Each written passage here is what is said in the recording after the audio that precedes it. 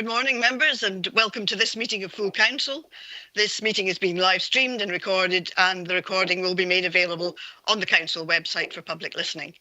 Would online members please follow the good practice guidance, which includes muting microphones and switching off your video when you're not addressing the meeting. Writing speak in the Teams chat function when you want to contribute. If you are in the hall, you can do this on your iPhone or iPad, or Claire will do this for you. And can I also remind members who are in the hall to switch their microphones off when they're not speaking, because otherwise it causes a lot of feedback. Please don't repeat contributions already made by other members. No material should be posted in the chat function if it is intended as part of the discussion. The usual standing orders apply, including that any votes will be undertaken by roll call. If any online member has to leave the meeting, please either leave the Teams meeting for that period of time or write leave in the Teams chat function and then join when you rejoin the meeting, so we can keep an eye on whether the meeting is quorate. Please focus contributions on areas where clarification is required or to propose an alternative to a recommendation. As members are aware, I have agreed we consider two urgent items of business in relation to the Education and Learning Committee Youth Council representatives, which will be taken as item 15A, and an exempt item taken as emergency animal welfare response, which will be taken as item 16A. These reports were issued to members in advance of the meeting today to allow members to read and consider its contents. It came to my attention this morning when I was listening to the Radio Scotland opt-out at 6:30. There was specific mention of illegal claims against the council in regard of item 12 on headstones. I am of the view that this item should now be taken as an exempt item. I'm not concerned about the report being public, but I'm concerned about discussions, and I've taken advice from Vlad on this that could affect current or future legal proceedings. And give a suggestion that the council could make an official statement on this tomorrow. Vlad, do you want to add anything to that? Just to confirm that advice, and again, I'm not concerned about the report as such, but any discussions around it, bearing in mind in light of the media coverage and the specific mention of legal claims against the council, I think is appropriate and would reduce any potential legal risks against the council to have that as an exempt item. Thanks, Vlad. And I have advised the proposer and seconder that we're going to do this. And it does, of course, put the motion very slightly further down the agenda, but hopefully that won't affect it too much. As per COVID safety guidance, the room should be ventilated after a couple of hours. Sorry, Leader, I see that Councillor Carruthers has got his hand up, I think. Okay. Please, could people who are online please use the speak function? And I see I've got Councillor Scobie as well wants to speak. I'm presuming that Councillor Carruthers wants to speak on this, so I'll take Councillor Carruthers first. Thank you. Thanks so much. There is on that particular point. So will we get a chance to discuss the fact that you're proposing to exempt that particular item when it comes to the notice of motion at that point in time? Because obviously I would like to challenge that. Thank you. Okay, I'll just take advice on how we would do that, because obviously we have to exempt the public before we take the item if it's exempt.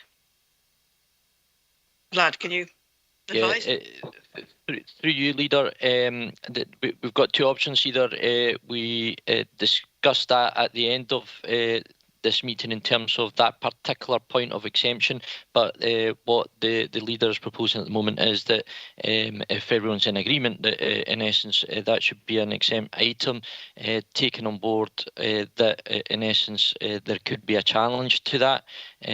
What I'm quite happy to discuss it just now, or have it as a later item in the agenda, and therefore that would be possibly more appropriate to have that discussion then. So the proposal would be that we'd have taken it before the first exempt item, so we'll have the discussion at that point. I think that's maybe the best point. Councillor Scobie. Yeah, Chair, it's just a preliminary matter, nothing to do with what you're discussing. It was what you referred to as the urgent items of business, of which I did support one of the items at education, or rather at, I think it was education. I did ask if we could have had an urgent item of business around the home care issue. And I know that Derek has corresponded with me. But what I would like to ask is, when will that be taken by the IJB, and when will we be cited as a council? I think when we had this discussion at the RRR committee, you had felt it was appropriate to go to social work. I would have seen this as an urgent item of business, given there's 3,500 of unmet care hour needs, or 3,500 of unmet care hour needs. Aye, I'll keep to that. Chair, I'm getting my words mixed up there. It's just to know when that's going to come before the council, or rather the IGB and the council. It is an urgent concern. There's a crisis out there with people not getting their care needs met, and I just wondered, when we're going to be able to discuss this. Well, as I stated, it is my view that this is a matter for the IJB in the first instance, and if there are repercussions in respect of the performance of the Commissioned services, because of course the IJB receives the finance through us to commission these services. But if there are aspects around the performance of the Commissioned services, that would be a matter for social work. But I see from my diary that the IJB is due to meet on the 20th of January. Derek, I think, may be able to clarify the content of his correspondence with Julie White on this. Thank you, Leader, and I concur with the position you've outlined, and assure the member, Councillor Scobie, that these arrangements are in place, and as you say, it will be in January on the date you specified, and thereafter, if there is a requirement for this to be a matter for the Council, that arrangement will be put in place. And just to reassure the member that the points are noted, and indeed there is a member briefing from our colleagues tomorrow that all members have been invited to. So again, make sure that the seriousness of the situation is not in any way being understated. Thank you, Leader. Thank you, Derek. Councillor Scobie, are you content with that?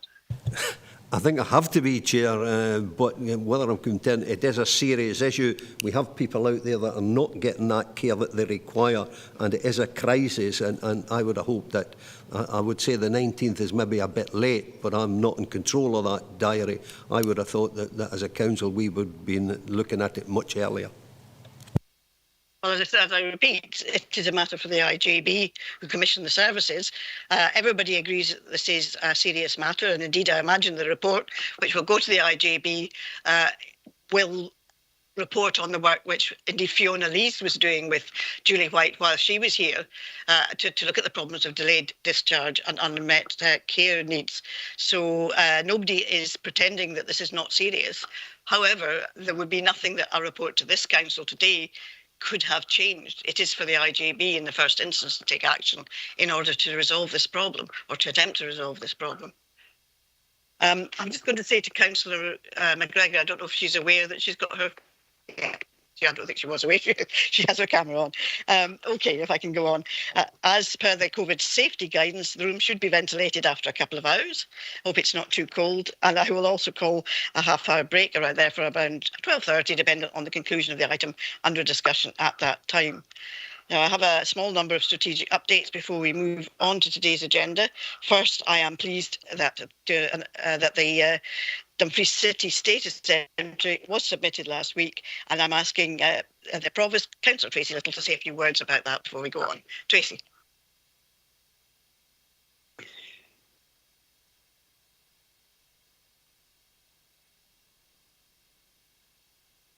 I am here. I'm just having difficulty with all my buttons and stuff.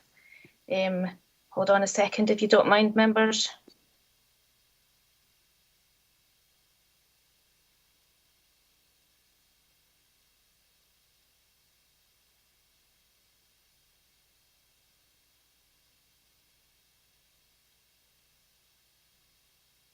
Sorry, right, I'm back in the room. Yes, we are pleased to advise that the Dumfries City Status entry is submitted last week, and would like to pay particular tribute to the representatives from the People's Project and the Dumfries Partnership Action Group for their leadership, Dumfries Camera Club and the Wheatley Group for their assistance, and the Lord Lieutenant for her support. In addition to following the competition guidance, which was to include details of our royal connections, history, famous sons and daughters, we have included material that promotes two key themes. That we are a unique location with no city from the whole of the south of Scotland, and we are at a crossroads of the UK. And that we are rural and green, so we would be a different kind of city. The entry will be published on the dedicated Facebook page shortly, and we're giving those who were named in the bid a courtesy of having it for some time in advance. Now, the decision is to be made spring, summer. We haven't been given an actual date as yet. So over the coming months, though, there will be a communications programme that we hope members will support as the benefit of city status in relation to economic regeneration profile. Civic pride would not only benefit Dumfries, but our whole region. And the information of materials will be sent out to members early on in the new year. But I'd also like to echo all those thanks to also, well, if you see behind me for a start, we have the graphics logo for our submission, and this was created by our very own council graphics designer Nikki O'Toole. So I'd like to personally thank Nikki, Joseph Coombe, Liz Manson and Derek Crichton for their advice, assistance and contributions to our bid. Now, all of those who worked researching and producing essential facts and figures also, because this work was vitally important to our submission. So thank you, everyone. This was not an exclusively a council bid, although the bid is required to be submitted by the local authority, but one of combined forces of many dedicated individuals. We had representation from businesses, charities, trusts, schools, as well as our council, all with the same vision for our town and region, and it was an honour to lead on such a focused and conscientious group. These were very busy people who gave generously of their precious free time to work on this project. But I'd also like to thank members for agreeing to progress with this bid. That full council decision has the potential to bring so many opportunities to our town and region. All previous winners of this competition have reported great improvements to their towns, which are now cities, and surrounding regions, and we now also have those chances.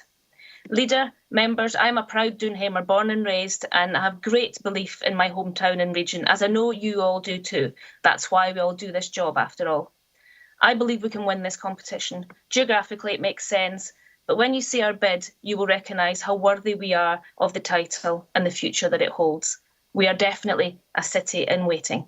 So thank you, Leader, for indulging me. Thank you, Tracy, for that update. On a sadder note, Lord Macfarlane of Bearsden recently passed away. The council sent condolences to Lady Macfarlane, and these acknowledged Lord Macfarlane was our first region-wide freeman, and as many of you will know, his quiet behind-the-scenes patronage put the Kelvin Road Partnership together for the money and the Impressionist exhibitions at Kirkcudbright Town Hall in 2005, which was viewed by more than 62,000 people and brought economic benefit to the whole region. We remember with great fondness and appreciation the enthusiasm shown by Lord Macfarlane during what was almost two decades of effort from Kirkcudbright 2000 that resulted in the official opening of Kirkcudbright Galleries in 2018. His dedication and commitment to the arts and to our region was evident in the work he did, not only during his time as a patron of Kirkcudbright 2000, but during his entire lifetime, and he will be sadly missed. At the recent Local Government Information Unit Award ceremony, Councillor Jackie McCammon was awarded the accolade of New Councillor of the Year, and I'm sure we would all congratulate Jackie on her award. Councillor Rob Davidson was featured recently in the LGIU, where he presented very cogently the case for Stranraer and Cairnryan to be green ports and to be recognised as a South West Euro gateway, and I'm sure we are all behind that ambition too. Congratulations too to Councillor Archie Dryborough, who was recently presented with his MBE by the Lord Lieutenant Fiona Armstrong at the Crichton Church in Dumfries. And finally, I'm sure we all know that a hawthorn tree from Kipford has won the Woodlands Trust Tree of the Year award. So if we go on to the sederant and apologies, Vlad, can you provide the sederant and any apologies, please? Thank you, Leader. Good morning, members. I can confirm we have received apologies from Councillor Charteris and Councillor McKee, and we have 7 members present. Sorry, wait. We lost you from. Could you repeat that? We lost you halfway through here. Yep. Okay. Apologies for that, members. I can confirm we have received apologies from Councillor Charteris, Councillor McKee, and we have 7 members present at the hall. And we have 32 members present on Teams platform. That makes 39 members present at the meeting. Members not present at the start of the meetings, Councillor Giusti and Councillor Ronnie. Thanks, Vlad, and I confirm my agreement to the participation of those members recorded as participating remotely.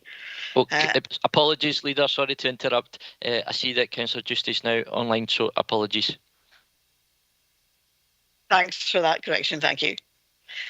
If we move on to declarations of interest, do any members have a declaration of interest which they wish to make? Yes, Chair. Councillor McGregor. Thank you, Councillor McGregor. Thanks, Leader. Declaring interest in item 6 as Cosler Resources spokesperson. I'm obviously involved in national budget discussions, but I don't believe that will preclude me from taking part in the debate today. And also item 7, again, because I'm the resources spokesperson at Cosler. Thank you. Thank you, Councillor McGregor. Next item is the minute of the joint meeting with Youth Council. Can we approve the minutes of this meeting, which was held on the 8th of September? Are we content to approve?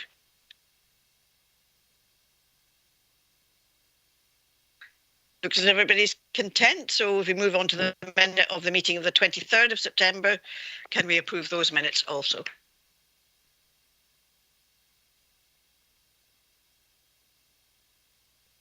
Okay, looks as if we can. Okay, next, the first substantive item is item 5 on developing a new Gaelic language plan.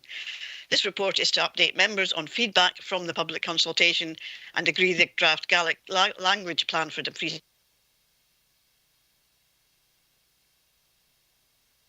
for assessment as required under the Gaelic Language Scotland Act of 2005. Stephen Jack is available on Teams to assist members with their questions. So I now invite members for if they have any questions. I see Councillor Blake wishes to speak. Councillor Blake. Yes, Leader. It was very briefly, and it's not in this matter, it's been there for some time. You mentioned that Vlad had lost communication. It's actually you that's losing the communication. It's just to point that out to you in case you miss anything as the meeting progresses. Thanks for that, Councillor Blake. It could be that my IT is dropping in and out as well. So if that happens too often, I'll have to try and change devices. But thanks for pointing that out to me. Anything on Gaelic language? I see we have Andy O'Halloran here as well, who's been helping, as I believe he is a fluent Gaelic speaker.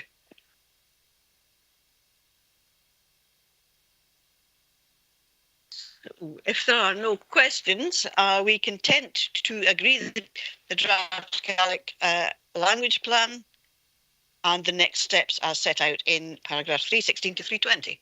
Are we content? Sorry, Leader, I'm trying to work my devices. I think it seems to be an issue. If I can come in, please. Okay, Councillor Hagman. Thank you. Yes, it's not a question really as such. I've been in contact with the group that Stephen Jack has been working with, and I just wanted to really put on record the thanks to Stephen personally on this one. I'm aware that he's had to go back several times with a small cohort who he has been working with, and the feedback that I've had locally here in Wigtonshire that they very much appreciated. I think they were quite concerned at the very start of the process that it was just going to be a one shop, this is what we're doing, and actually they were extremely complimentary of the team. I'm very grateful that they were able to feedback in a really meaningful way. So I just wanted to put that on record and thank Stephen for his hard work with the team on that one. So thank you. Thanks for that, Councillor Hagman. They did also send me a very nice email as well, where they congratulated Stephen on the way in which he had responded to the points that they were making. So well done, Stephen. I think a good exercise in consultation. Okay, not seeing anybody else who wants to speak, but so are we content to agree the plan and to agree the next steps? Oh, agreed. Thank you very much, colleagues. On item 6, it's a council budget 2022-23 and the renewal and recovery plan engagement programme feedback.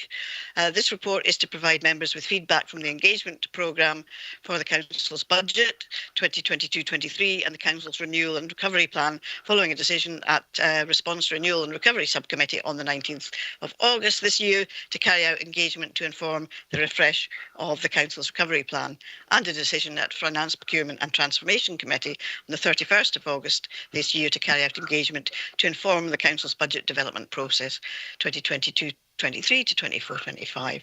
And Kirsty Peden is available on Teams to assist members with any questions. And I invite any questions or comments.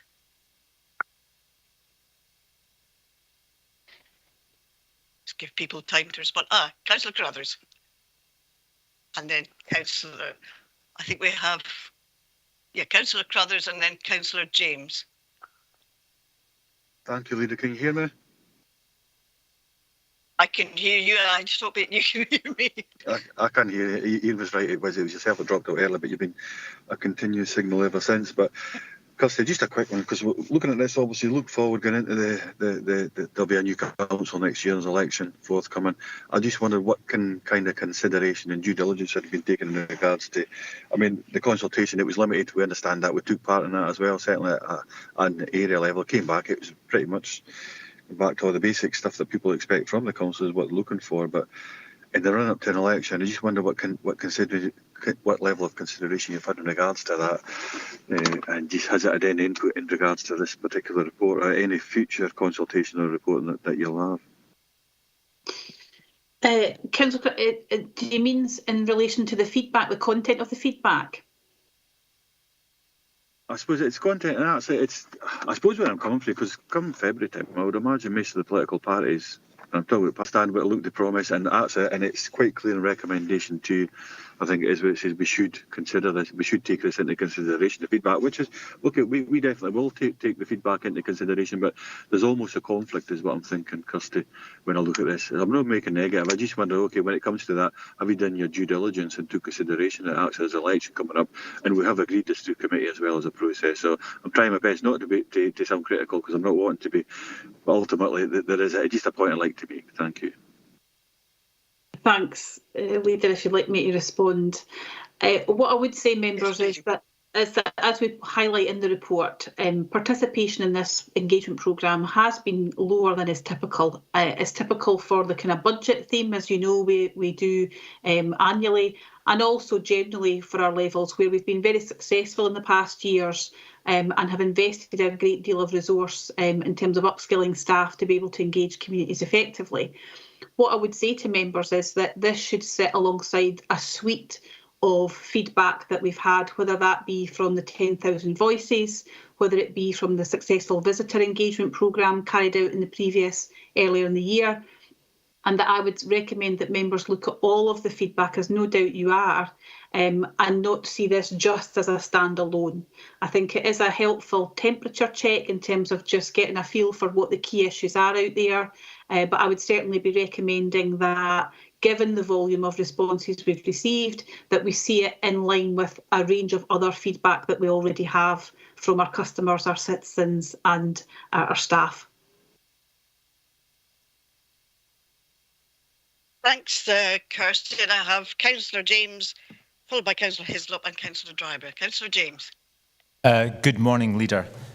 I think city status, I just want to say that I wish the bid really the best and the Provost and her team much success. As somebody who lost the argument, I think it's incumbent upon us all to get behind the bid. I'm looking at the stats here that we've pulled in, and they're tiny and inevitably so unrepresentative, because you just get the loudest voices come forward when you have such a tiny sample, and therefore it hasn't really achieved anything. And I noticed that the main requirement is for the council to make a general improvement. Asking the staff is a bit more interesting. There was a bit more to be gained from that, but I would hope that would be a regular process, and I would actually like to see us awarding prizes for people who come forward with really good ideas. But the fact we've taken on this process might sort of presuppose that the council is otherwise blind and has no contact with the public, but the council has an amazing resource in its intelligence unit. It's got 170 or so eyes and ears, and it's called the councillors, who are actually paid to engage with the people and use their expertise and knowledge of the area. And I think we've got a wealth of experience to draw on, and knowledge and contact. So we don't actually need to do this type of surveying, and it wastes officers' time and public money. But my question is, Kirsty, do we actually have to do this? Is it a statutory obligation? Because, prima facie, it just seems like a bad idea. And I'm sure if I went out and surveyed the public on that, they would agree that it's been a waste. Kirsty. Thank you. In response to your specific question about do we have to, there is no statutory requirement in relation to the budget setting process that I'm aware of. However, the council priorities around inclusion certainly have set out that this council seeks to involve communities, citizens and its staff in particular, as well as partners, when making significant policy or budget decisions. And that has been a theme that has run throughout for a period of years. And so I suppose officers respond to members' decisions, which was clearly to carry out a level of engagement, which on this occasion, unfortunately, given the current guidance that we're operating within, has not been as successful as in previous years. Councillor James, do you want back? Well, thank you for the answer. So we don't have to do it. I would just call on the other members to reflect on whether we should be doing it. It does have a cost. I think when I first asked the question about what the cost would be a couple of years ago, we were told it was costless because it only used officers' time. But officers' time is very precious and can be better deployed. And we, as councillors, need to step up, because we could have a lot more interactions with the public than the total number here. And it seems to be that the public are not interested in this type of survey because social media would have cut through more than it has done here. And yeah, enough said. I think it's obsolete, but I could be alone in thinking that. Thank you. Thanks. I'll bring in Councillor Hislop next. Thank you, Leader. I must admit, I share some of the concerns of Councillor James here. If we look at even the question one, what do you want and need from your council? And general improvements, the highest one, and the most one there is to focus on the statutory. Well, if this isn't statutory, then that's something that we could look at in our budgets. And I think that's what we're being asked to do, is to consider what the public have said to us and act upon that. I actually think, when you look through all the questions, to have general improvement as the main thing actually means there's no priorities here. Because if everything's needing improved, nothing needs improved. That's the way, the problem we have is we aren't focusing on what people want. We're focusing on, well, a bland statement of general improvement. If you actually take that out of them all, then I think you do get into actually see what people really want. You've got your roads, waste, education, public realm, down to volunteering at the end. That's giving you an idea of what people want to see the money spent on. And I think that's more where we should be concentrating on. To put general improvement in there, or whether that was something that was fed back from the public, I don't know.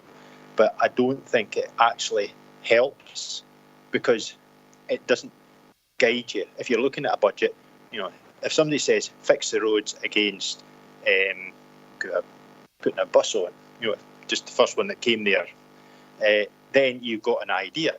But if they say everything's important, general improvement and everything, well then nothing becomes important. You need to have your priorities.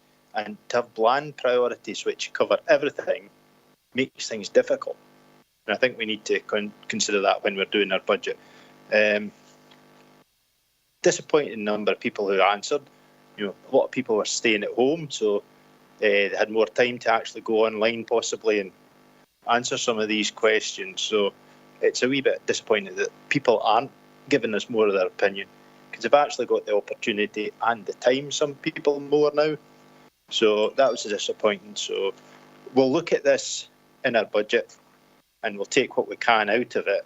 But I think that's the most we can say about it. It's here for information only.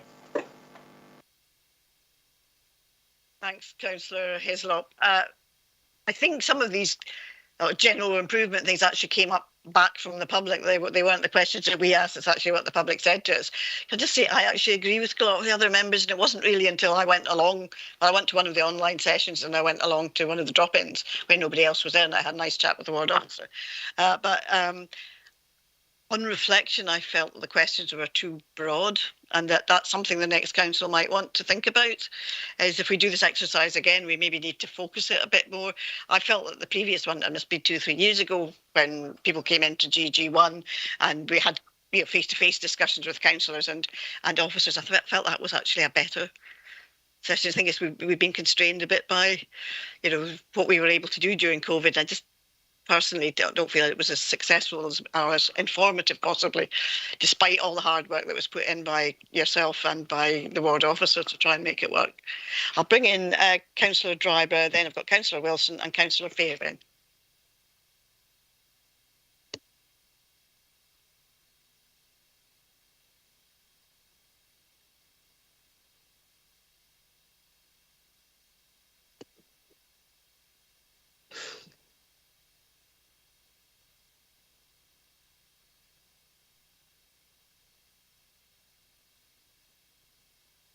You're on mute. You're mute. Oh, come on. There you go.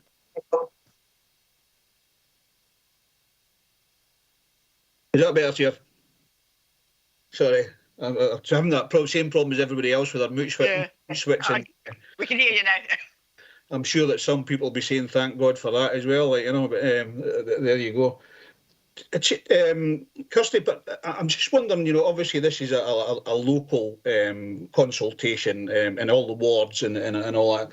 I'm just wondering how far we actually go with this with regards consultation.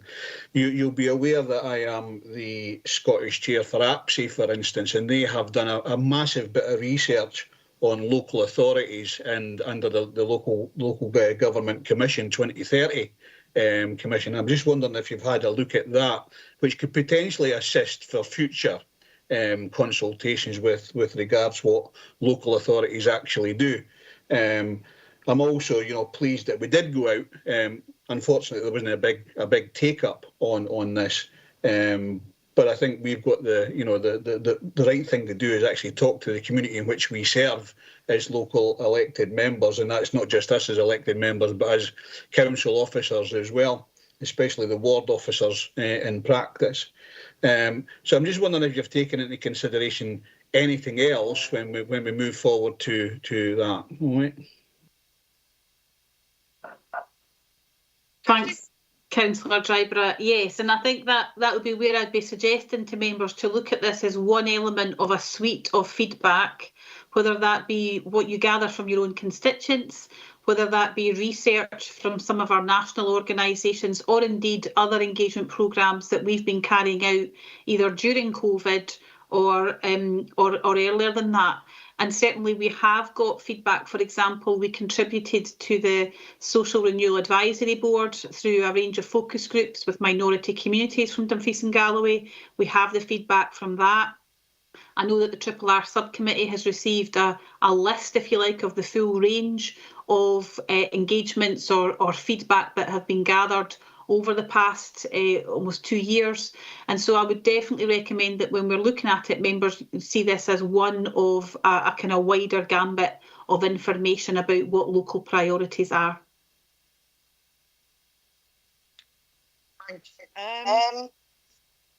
I think somebody's got their... It's better. Councillor Wilson.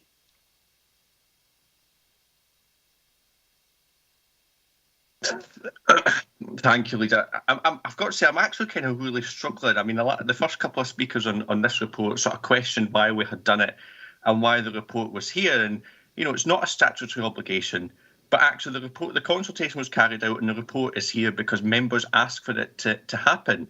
You know, in June, we agreed for this to happen at full council. In August, the RRR subcommittee agreed that this should take place.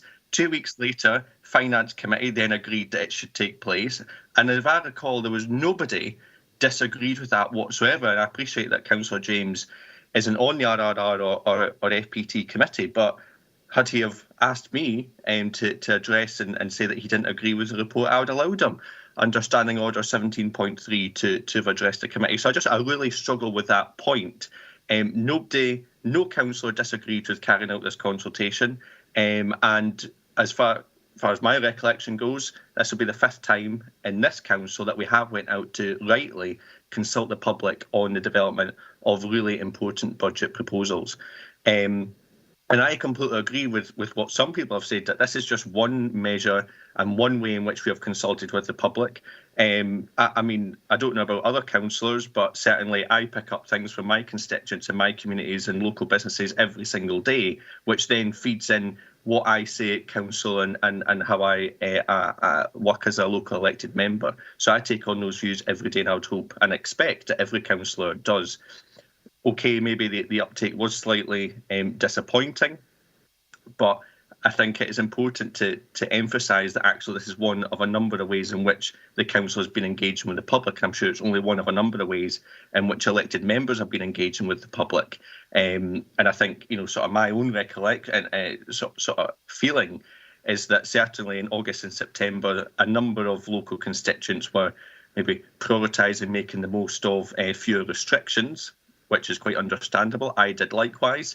But actually what I'm really picking up from communities is a real focus on specific outcomes within their communities. And I think that is something that I'm really picking up after sort of the COVID restrictions, whether that may be around sort of digital equipment in schools, or whether that be sort of securing a 20 mile per hour zone on a high street. You know, there's some real local priorities coming through, and I think that that's what communities are more focused on. And I think is something, Kirsty, I would ask you to have a think about for future budget consultations. I would hope that, you know, the new council does agree to do a budget consultation, but I think it maybe needs to be around some local priorities instead. I think that's where a lot of the engagement from communities is at this moment in time. Thanks. Kirsty, do you want to come back, or is that more just a comment?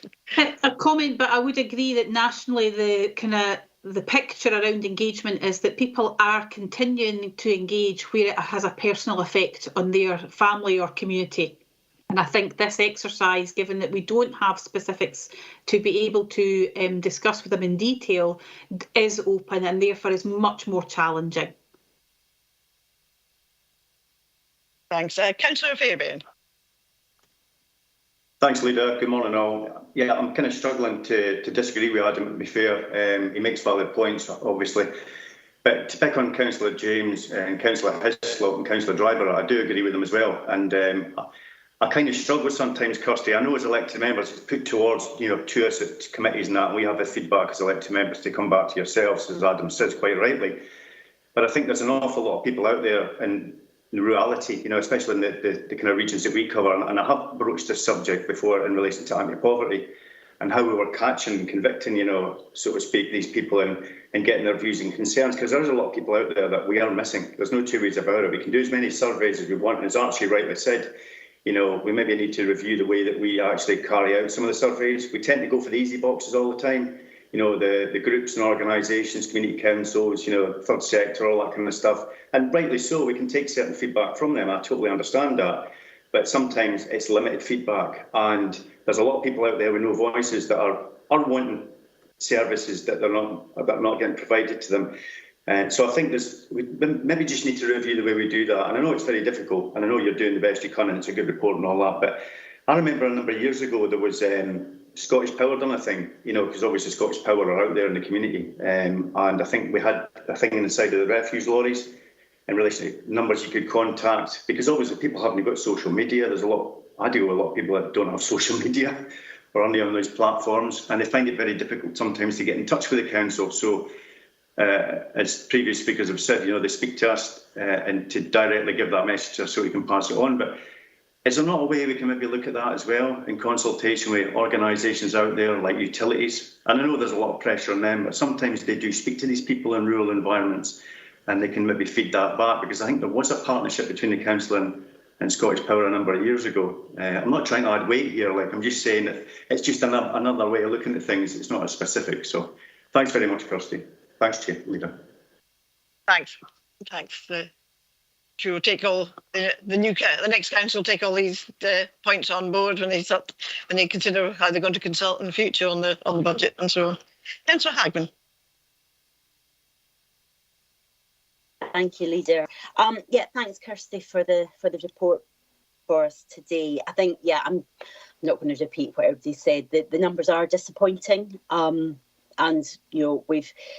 it's been a really challenging couple of years, and I think we really need to acknowledge that as a council, that members of the public, staff, right across the board, people are tired. We've had almost 2 years of living in a pandemic, and I think that is possibly having an effect on people are just trying to survive, let alone having to come to engagement sessions to feedback. And while we desperately need to hear that feedback, and I think it's really important, I do think we need to acknowledge. So I just wanted to sort of look back slightly on 2019, which is when we did, I would say, an absolutely brilliant job of consulting with the community. And I was just looking at some of the statistics. So to give an idea of how the members of public are feeling, this year there was a view on Facebook of 3,121 views, which is minuscule. In 2019, we actually had 21,498. That's massive. So we did something really brilliant in 2019. And I wonder whether there is an issue where people feel, well, we fed back so much in 2019 and what happened? So why should we do it again? And I wonder if that's maybe just a reflection for ourselves, but also within our staff. So in 2019, 2019, it was 48% of staff engaged with the process, whereas we've dropped down to 41%. So even our own staff are maybe not feeling as engaged. And I'm wondering what lessons we can take from that engagement plan that we did in 2019 and actually put that into our stage 2 engagement programme, because we're just at the start of this process. I know Paul, as Section 95 officer, is going to be working really hard over the next week or so, looking at the budgets, looking at what money have we actually got, what difficult decisions are we going to have to take. And I don't think anybody in the room here today is under any illusions that there are going to be some really challenging decisions that are going to have to be made. But we do have an opportunity with a stage 2 engagement programme, which we're being asked to approve today, or at least agree. And I just wonder what we can take from that. So I guess my question would be, Kirsty, can we look at seeing what worked really well? And certainly my recollection, which I got a lot of feedback, and I know other members got a lot of positive feedback, was when we had that sliding scale. This is our gap of what we're working, and where do you take money from to put money elsewhere, etc. And it was a really fantastic tool, I think, that was really powerful, and it also served as a really good way of communicating to members of the public to give a reality of, look, this is the decisions we're having to make. So I guess, if I could put that back to yourself, Kirsty, and the team, that we maybe take some of the learnings from that engagement in 2019, but it is no way in a criticism, because as I say, I think we do need to acknowledge that the last 18 months, 2 years have been really challenging, and people are feeling the toll, and another Christmas with perhaps more restrictions coming on top, going into winter. We're all well aware of the challenges we're facing, and I think it's important to just acknowledge that as well. But thanks, Kirsty, for bringing it to us today. Thanks, Katie. Kirsty, any comments on that? Just to reassure members that every time there's an engagement process undertaken as part of our good standards, if you like, within the council, there's an evaluation of that engagement process in order to learn lessons for the future. And clearly, from this one, the evaluation's already indicating many of the points which members have raised this morning. And in comparison to the 2019 Councillor Hagman, then I'm afraid it's kind of apples and oranges in terms of the style of what we were engaging with, because we had very clear information at that point about what the budget saving was and where the areas might be that those savings would come from. So I think the process needs to continually adapt to the environment that we're working within. And just unfortunately, given the guidance that we're currently working within and the stage we're at in the budget development process, then that meant the engagement process needed to reflect that slightly differently. But as always, we're keen to learn from whatever process we've undertaken for the future. I would just point out that stage 2 of the budget development process engagement is around impact assessment, and that's the next phase that's already been agreed, if you like, as part of the mandate for this particular process, and that's what members are being asked to agree at the recommendation. Thanks, Kirsty. Got Councillor Drysdale, and I think Councillor James may want to come back. Councillor Drysdale. Hi, yeah, good morning, everybody. Thank you, Leader. Hi, Kirsty. I think possibly we all know we're in a completely difficult and challenging situation here. And looking at the demographic profiling, you know, we're back to 2020 with the last figures we've got, and the over 75-year-old age group have seen an increase in 49.9%, Kirsty. It's very, very difficult to reach constituents across the region. They are not hearing about the consultations, we all know that, and if they do want to engage, 49.9% of the population, they're not a lot of the time able to engage via laptop, and if they're asked to come into community buildings, they don't want to do that at the moment. So going forward, that is the massive challenge we've got with community consultations if we are going to spend budget in that direction. It's all about engaging with market research, and market surveys are all about engaging with the public, and we have to reach the core market to do that. So thinking outside the box, we very, very much need to look forward at going back to old methodologies of customer service and attracting feedback that's relevant and applicable to our wards. And that actually is face-to-face in the street and telephone, good old-fashioned ways, which is going backwards, I accept. But I think with such an ageing population, we really need to look forward in that direction. Thanks, Leader, and thank you very much, Kirsty. Leader, if I might just give a reassurance that, of course, face-to-face was a key element of the engagement programme, as was those dropping into our customer service centres and making use of the facilities there. They were also asked to participate. So just to reassure members that face-to-face will remain, as always, a key methodology that we use in any engagement programme. Thanks, Kirsty. Councillor James. Thank you again, Leader, for your indulgence. I should have asked the second question the first time round, but it's become even more pertinent because some of the members have asked for drilling down into the figures. And a long time ago, I was prompted by YouTube to watch the council talking about our roads survey, and I think there were about 500 people who responded to this, and that's about 1/3% of the population, and they'd come in on maybe 10 or 20 issues or so you can see the numbers are getting quite small already. And then there were councillors asking, could this not be broken down at local level? Well, think of that. You'd be talking about 2 or 3 people making a point that would then be dealt with as being very significant. And think about the chance of a small group to manipulate that. If it had 20 supporters, it could look like it had vast support statistically.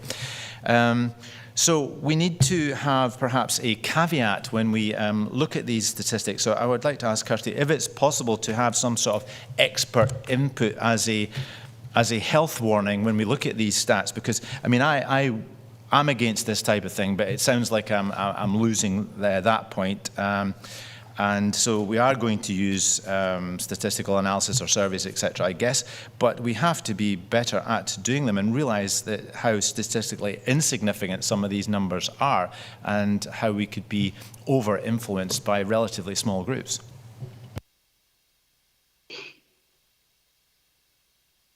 Kirsty? Leader, just to say that this is around engagement. It's not market research, members. It's not, a scientific approach that we take to this. Our approach consistently is around using methods that are, in this case, consulted along with the Tackling Poverty Reference Group and Equality and Diversity Working Group to ensure that we're using methodologies that do try to gather feedback from our hard-to-reach groups. And what I would say is that our engagement generally is fairly robust, and the standards we have in place have not only been recognised nationally, but are held up across our community planning partners. And I think in this particular circumstance, we need to look at it as a temperature check. And certainly, having been involved in these, as you have for a number of years, if I thought that the sample was not telling you anything, or was telling you things that were not consistent with the regular feedback that community councils and others provide to our council, then I would be highlighting that. But I think as a temperature check, it's fairly consistent with previous years, albeit a smaller sample. Thanks, Kirsty. I suppose, sorry, Leader, I suppose my question was, could we have proper statistical guidance? And I guess that the answer was, we're not going to do that. We don't use, I suppose, a statistical approach for the engagement programmes. We do always try to provide members with data around volume of participants, uptake of our comms, for example, and as others have done, make comparisons with those. And certainly we could, we are making use of business analysts recently appointed to ensure there's a robustness about the data that we're reporting. But I think to go to the lengths of a statistician, that would not be something we would be seeking to do unless members required that as part of the mandate, which is always up for consideration, because given mandates generally come to committee for approval. Thanks, Kirsty. Don't have any other members indicating that they wish to speak. So are we content to note the implementation of the council budget and RRR engagement mandate, agree that political groups should take into account feedback, although with the caveat that the feedback is pretty limited, and also note the stage 2 of the engagement programme? Are members content to do so?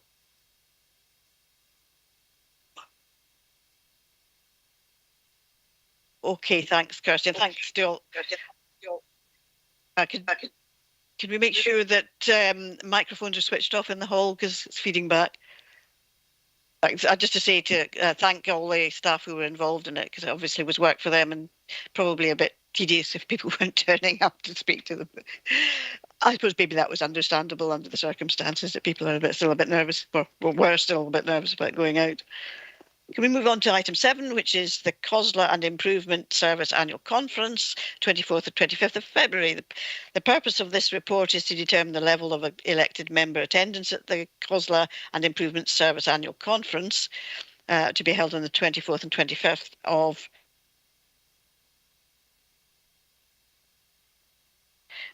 brought forward by 2 days in order to enable members to, if they wish to do so, to attend the conference. Lorna is available on Teams to assist members with any questions on the report. And in the past, we have sent one member per group represented on the COSLA Convention. Can I suggest that given the uncertainty about the development of the pandemic and large gatherings, that we don't book the places until we are sure that the nominated delegates or any nominated delegates can and want to attend? Laura, do you want to add anything? I see councillors Hislop and Faber also want to speak. Is there anything to add? Yeah, thanks, Leader. I think the only thing to add is, as you've indicated, around the uncertainty about the current extent of the pandemic and coronavirus, but as yet, the current position as is stated in the paper in terms of COSLA's intentions. Thanks, Laura. Sorry, Councillor Hislop. Thank you, Leader. I think that's covered one of my issues, which was, we have a sort of emerging issue with this Omicron. If we did book, would we get our money back if it was cancelled? And I must admit, I find it a bit ironic that we're going to the improvement service and there's no option there to actually attend remotely, which would have been possibly better if we can't attend in person, but you could have had the option to attend remotely via Teams or something. It would have been good to have been able to have that possibility. I agree, Councillor Hislop, and I did actually make the suggestion, but it didn't seem to go anywhere. Councillor Fairbairn. Thanks, Leader. Well, we all seem to be in agreement about one thing. So, yeah, Councillor Hislop and yourself have touched on that. I think we've kind of discussed the fact that due to the current pandemic and the way things are at present, it would be unwise to do that. So I think representation-wise from ourselves wouldn't be forthcoming. But I mean, certainly if we could do it remotely or in any other factor, then certainly it could be looked at favourably. Thank you, Leader. I'm wondering if we could agree in principle that it was one per political group, but not actually register anybody until we're a bit more certain about the circumstances and that people want to go, because it's also quite possible that nobody actually wants to go, so there's no point in booking a place if nobody's actually after taking it up. Councillor McGregor wants in. Yeah, just very briefly, Leader. I think this was arranged in person at a point where restrictions were being eased, and I think that there was a feeling that we would be able to meet in person next year. COSLA's still consistently meeting via Teams at the moment, and we've not gone back to doing many in-person meetings at all. So I think it's just unfortunate that we've had the Omicron hit in the last few weeks that's causing a bit of concern. I doubt there'll be any issue with indicating that people would go in person if they could, but the likelihood is that it would be cancelled if there's any risk to public health anyway. Thanks, Councillor McGregor. I suspect that probably is the case, given the things have changed since COSLA took this decision. But whether they would be, I don't know whether there's a possibility of it then becoming an online conference. I don't know whether that's actually been considered. But I'm just asking members whether are we prepared to take, in principle, say one per group? Councillor Hagman. Councillor Hagman. Thank you, Leader. Yeah, I'm quite happy to agree to the principle of one per group. It was just a really simple question. If, for whatever reason, the nominated person wasn't able to attend, would we be able to substitute that person? Because I think it would be really important to maybe ask that question, because I know sometimes with the conferences you have to pay to change your delegate names, and I would hope that, given the circumstances, if somebody wasn't able to attend, a substitute could be sent instead. Thanks. Yeah, good point. Lorna, do you have an answer to that? Yes, Leader. In the past, we have done that in terms of representation from political groups. So there has been changes, and that's been made without any difficulty. So I would anticipate that would be the case. Yes, because it's always possible a nominated delegate could be pinged shortly beforehand and be actually unable to go. Okay, are members content to agree in principle one per group, but we'll wait till near the time to see what's actually happening? Okay, is that acceptable? I'm taking silence as assent. So thank you. If we can, I think back on. If we can move on to item 8. Which of this report is to agree the Dumfries and Galloway Local Child Poverty Action Group for 20 Scotland Act of 2017.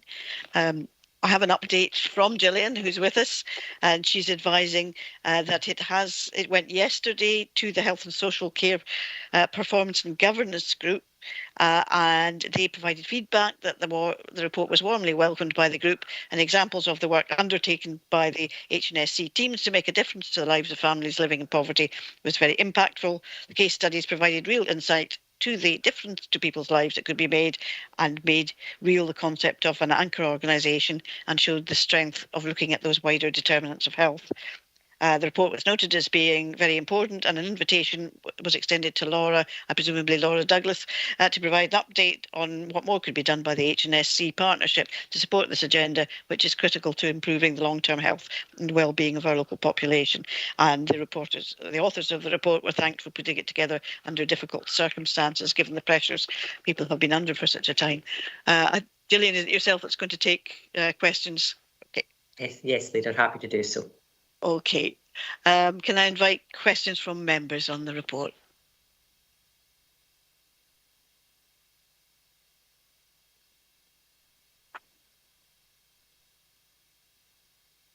Well, Councillor Maitland, Councillor Driver and then Councillor Maitland. Thanks very much, Leader.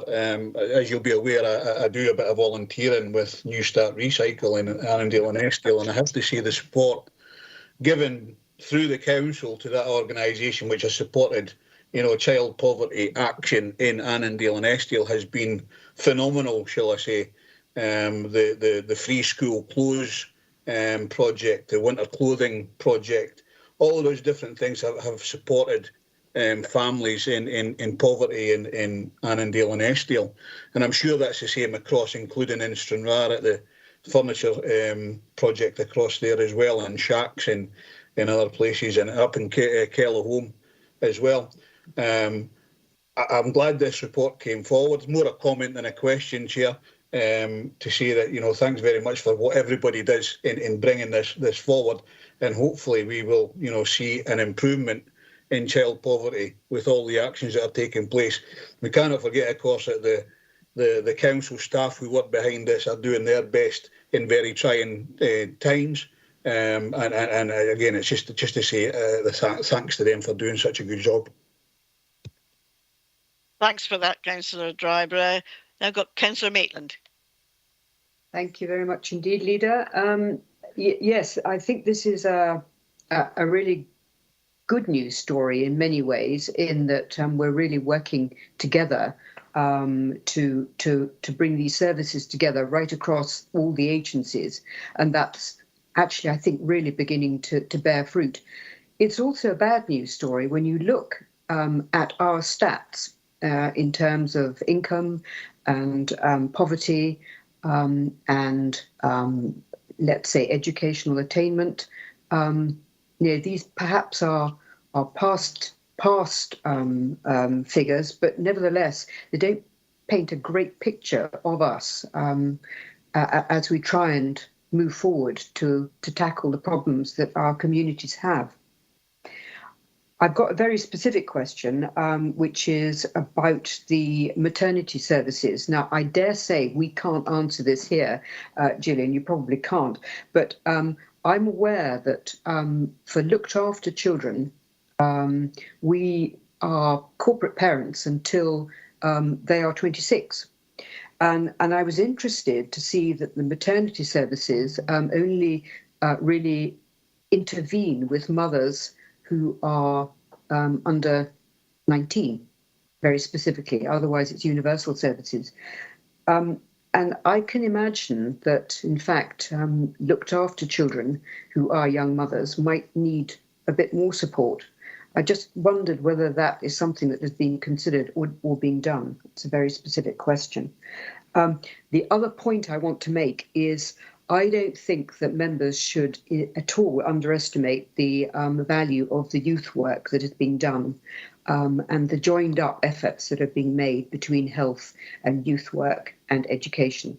I think we all, those of us who went to the awards last week at Easterbrook, saw the fantastic work that's been done through youth work. And I do want to really commend what's going on there. I think the work that is being achieved with hard to reach young groups is really important and preventative, and will bring fruit in the future. So I totally welcome this. I think it's a really important report. There are the odd typo and things, but that can be dealt with later on, I'm absolutely sure. And I think it's about to do the rounds in other fora next year. So thank you, Leader. Thank you. Gillian, are you able to answer that? It's maybe a difficult for the Director of Education to answer. But Well, firstly, thank you to Councillor Driver and Councillor Maitland for those comments. I think it's recognised that the partnership is beginning to, or is continuing to, and progressing to the joint work that we're doing, and we can't do this alone. It is a joint effort, because over 1 in 4 of our children and young people are living in poverty, and no service can do this on their own. And with regard to the specific comment on maternity services, I will take that back. I don't know the answer to that question, but I absolutely see the need to have that answered. These are young people to whom we're corporate parent, and it would be sensible that we provide that coherence of our support. And yes, the report is doing the rounds. It has just been approved on behalf of the NHS board by the Public Health Committee. I've just heard that this morning. And so we will make sure that we proofread it adequately and ensure that that is a high quality report that then is published. And I see that Stephen Morgan is happy to come in and help me on that specific question on looked after children. Stephen, can you give a comment, please? Thank you, Gillian. Thank you, Leader. Yes, when we have a care experienced young person who is pregnant, we work closely with our colleagues in health and maternity services to provide the specialist support that would be required. And apologies, Leader and members, my connection's very poor, so I've kept the camera off. I hope that answers the query. Thank you. Thanks. Yeah, thanks, Stephen. Councillor Scobie. Thanks, Chair. I think this is a very depressing and damning report. So it is, and it confirms what we've been saying and constantly saying, that we've got 1 in 4 children. That's, more than that indeed. It's 26.7% of children living in poverty. That's more than 1 in 4 in our region, which puts us in the bottom 5 of the 32 local authorities. That's how damning it is. The report, the Local Child Poverty Action Report on page 121, this is the analysis done very much on the Joseph Rowntree's analysis, but the report in itself lacks any measured levels of poverty and indeed targets in which we can get these measured target figures down. And I think that that's a failing in the actual report. There is reference in the report to a 10% increase nationally, and this refers to areas of deprivation. And indeed, the breakdown to that gives us 19 data zones where we're falling within 20% of deprivation. And it actually breaks it down ward by ward. And the two that has significance comes out as Stranraer-on-the-Rins and North West Dumfries of low attainments. So perhaps Gillian could give us some indication to say how she is addressing this particular issue.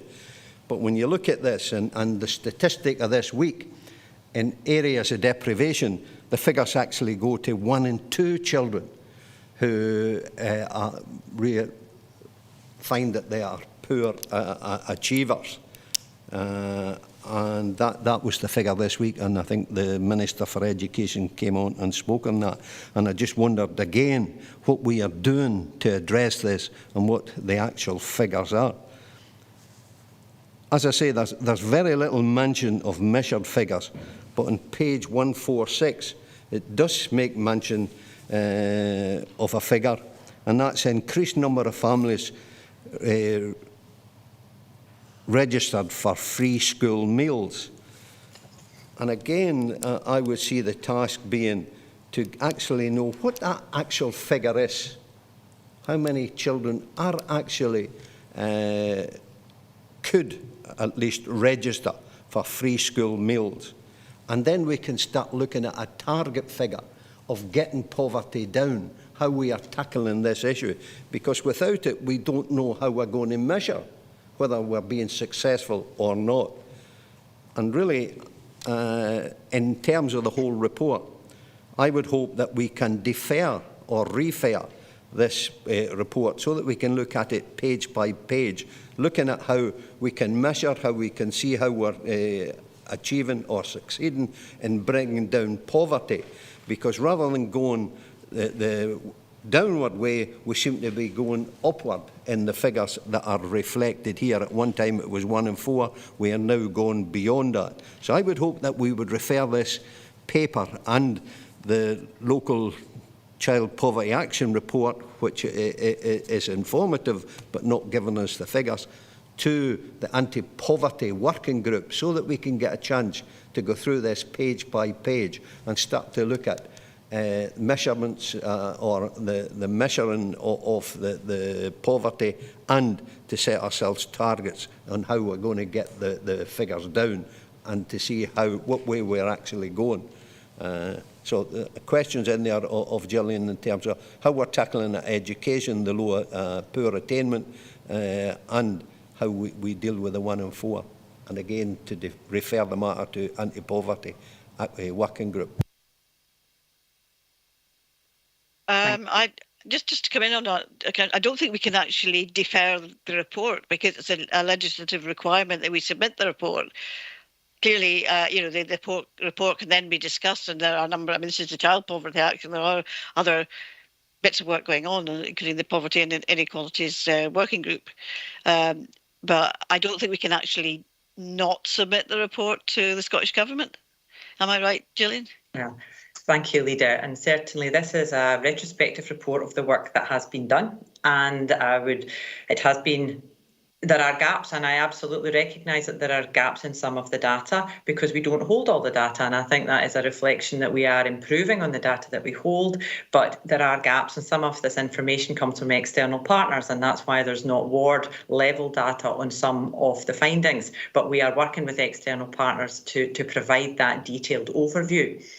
If I could in response to your question, Leader, I would recommend that we do submit this retrospective report for 1920 to Government so that the Council and the NHS Board can meet their legislative requirement, but that we then, as Councillor Scobie suggests, work with the Poverty and Inequality Group and the other partners around this, because this is many people's day jobs. This is why we work for public services. This is our council priority to protect the most vulnerable. So there's a lot of work going on in this area, and we can use this report as a springboard to take actions forward. With specific reference to the questions Councillor Scobie raises, the educational attainment of our working age adults is the information that's collected by the census, and they are stark. If we look at over 50% of adults in Dumfries and Galloway having either no or level 1 qualifications. Now, I know that can... Some people in the business might look at SCQF level, but that's not the level that the census refers to. So for absolute clarity on that, level 1 qualification is 5 standard grades, O grades in old money. And so if it's level 1 qualifications are 5 and level 2 qualifications are more than 5 or 2 hires or above. So these are people with lower levels of qualification in our communities, working age adults as collected by the census. But you're absolutely right, we have a very low wage, low skilled economy, and one of our greatest exports from Dumfries and Galloway is our young people, and that's what we all work together to provide high quality, high skilled and high income jobs so our local economy can thrive. In terms of your specific question about the free school meals, Councillor Scobie, around 18% of our young people are registered for free school meals. Those figures are reported to committee. They're regularly reported and were indeed to Education and Learning Committee last week, but we can provide that detail for you. It is an improving picture generally, and we try to ensure that all young people who are registered for free school meals and entitled to free school meals take them. I hope I've covered your points, councillors. Thank you. If I could come back, Chair. Quickly, yep. Yep. When I said defer, I then corrected myself and said refer the matter, and I'm pleased to hear that Gillian says that there is scope for doing that, and to take the report that is to go to the Scottish Government on the position or the retrospective position. There is an interesting one that Gillian just came out with in terms of figures where it's 18%, but if we get the numbers in real terms as to what that actually means, and it's at least a measurement of what progress we're making, if we can start to get that figure down, that we're bringing children out of poverty. And that's the very reference I'm making. There is very little figures in this document that would indicate what progress we are making. And I think that's a failing in the document, or we don't know how we're doing, other than going on the figure of 26.7%, where it's going in the opposite direction, where the figures are increasing of children in poverty. So that's why I said refer the document, and that does not mean that we don't submit it, but refer the document to look at it page by page to see if we can put some real figures on some of the issues that are contained in the document. Thanks, Councillor Scobie, for the clarification. I'll bring in Councillor Dempster. Thanks, Leader. Just an observation and then a question, Leader, and it's on page 128 on the Education and Skills Summary.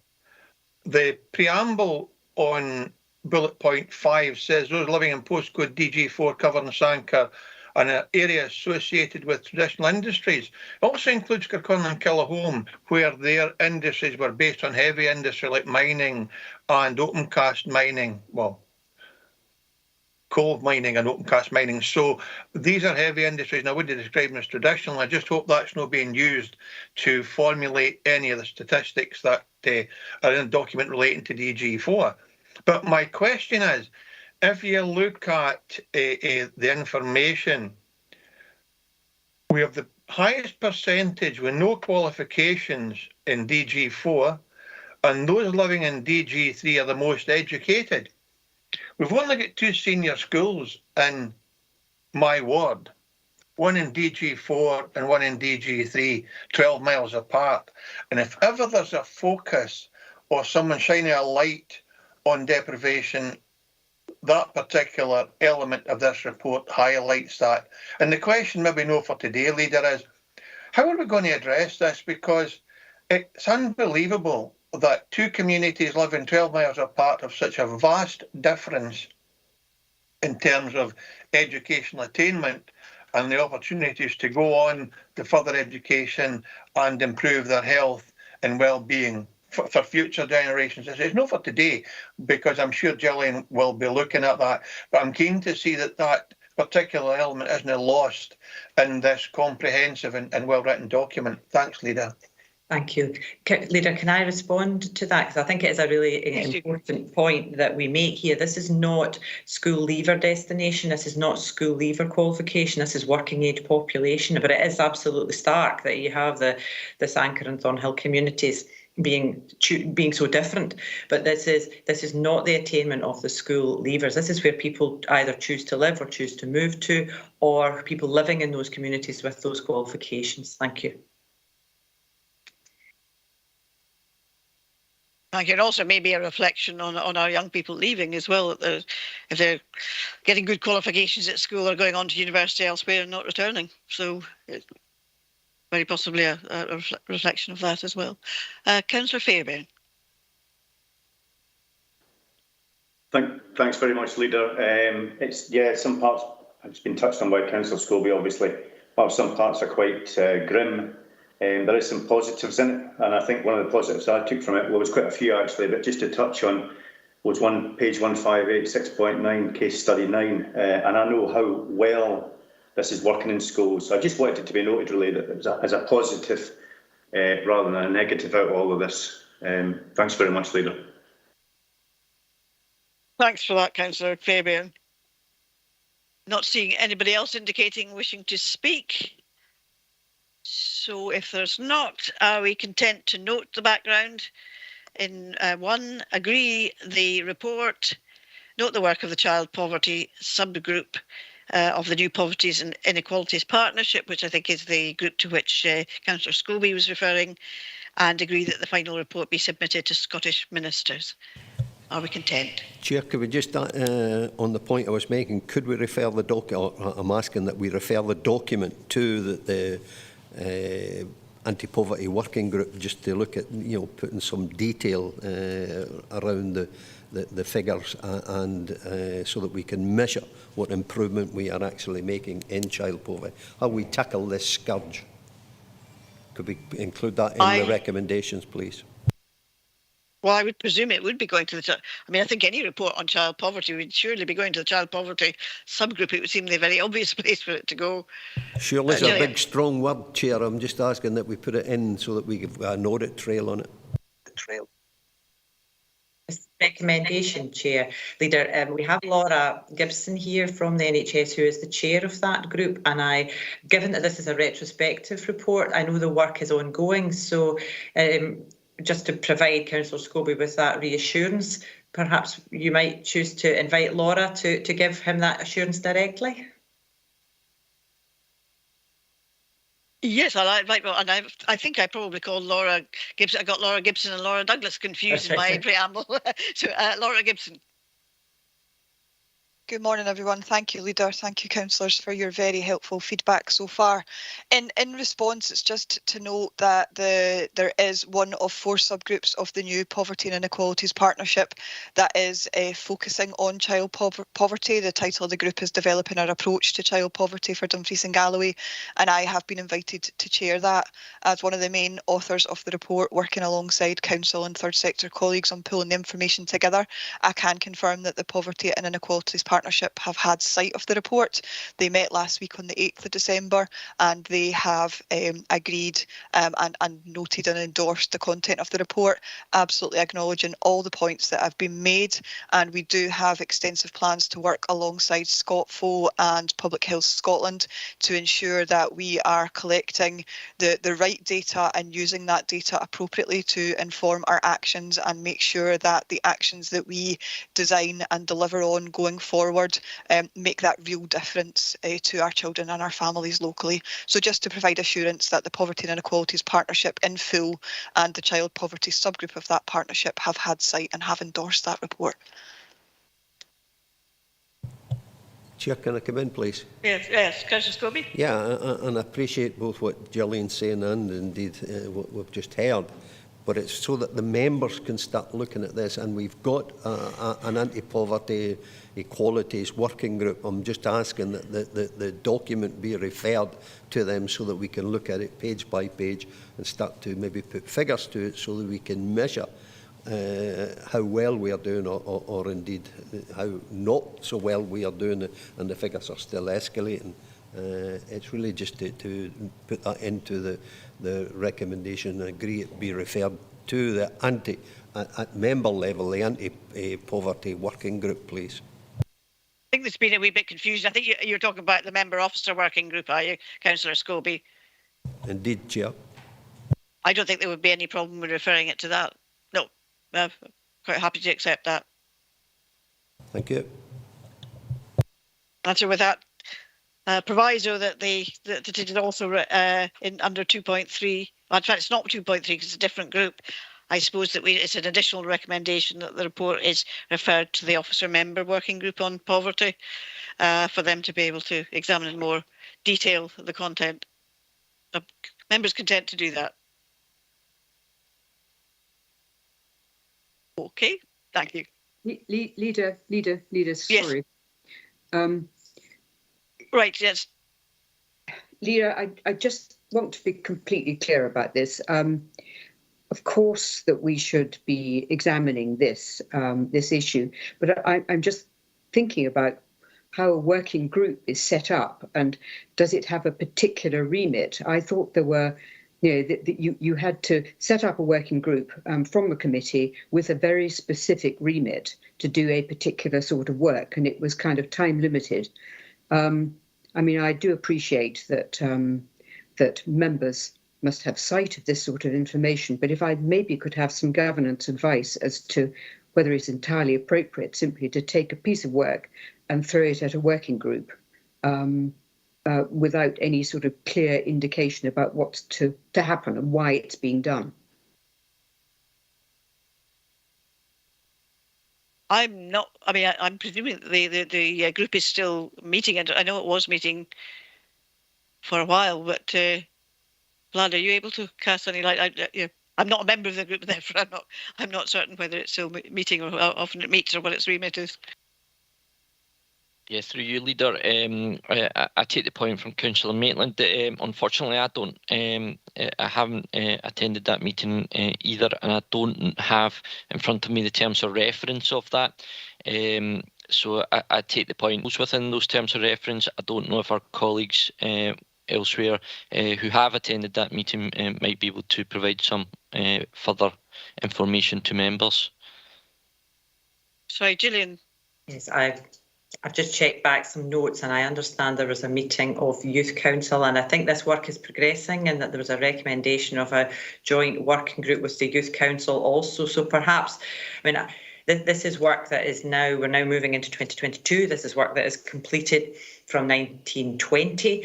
The 2021 report is well on its way. So clearly the various working groups will have already taken cognizance of this report. So perhaps rather than an additional recommendation, we need to go back to look at to consider what the working group specifically would like to do, and taking on board Councillor Scobie's suggestion about data, because I think that is something we absolutely need to nail. How do we measure improvement? What does success look like in this work?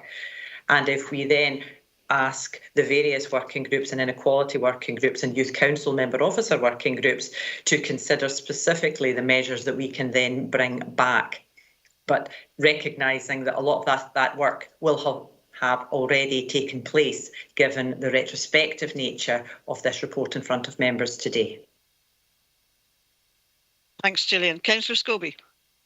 Thank you, Chairman. I think Gillian summed it up nicely, and it's really, I do take the point being made by Councillor Maitland, and I've made this at committee, that working groups should have a specific purpose and with a set time. Only wish seminars were the same by the number that seems to be appearing more frequently now. But however, I think Gillian has summarised it, that we want to look at the measurements, the data, the statistical details, so that we can measure whether we are succeeding or in what way we are going. So I would hope that the working group could do that, and it would have a set time for doing it, Chair.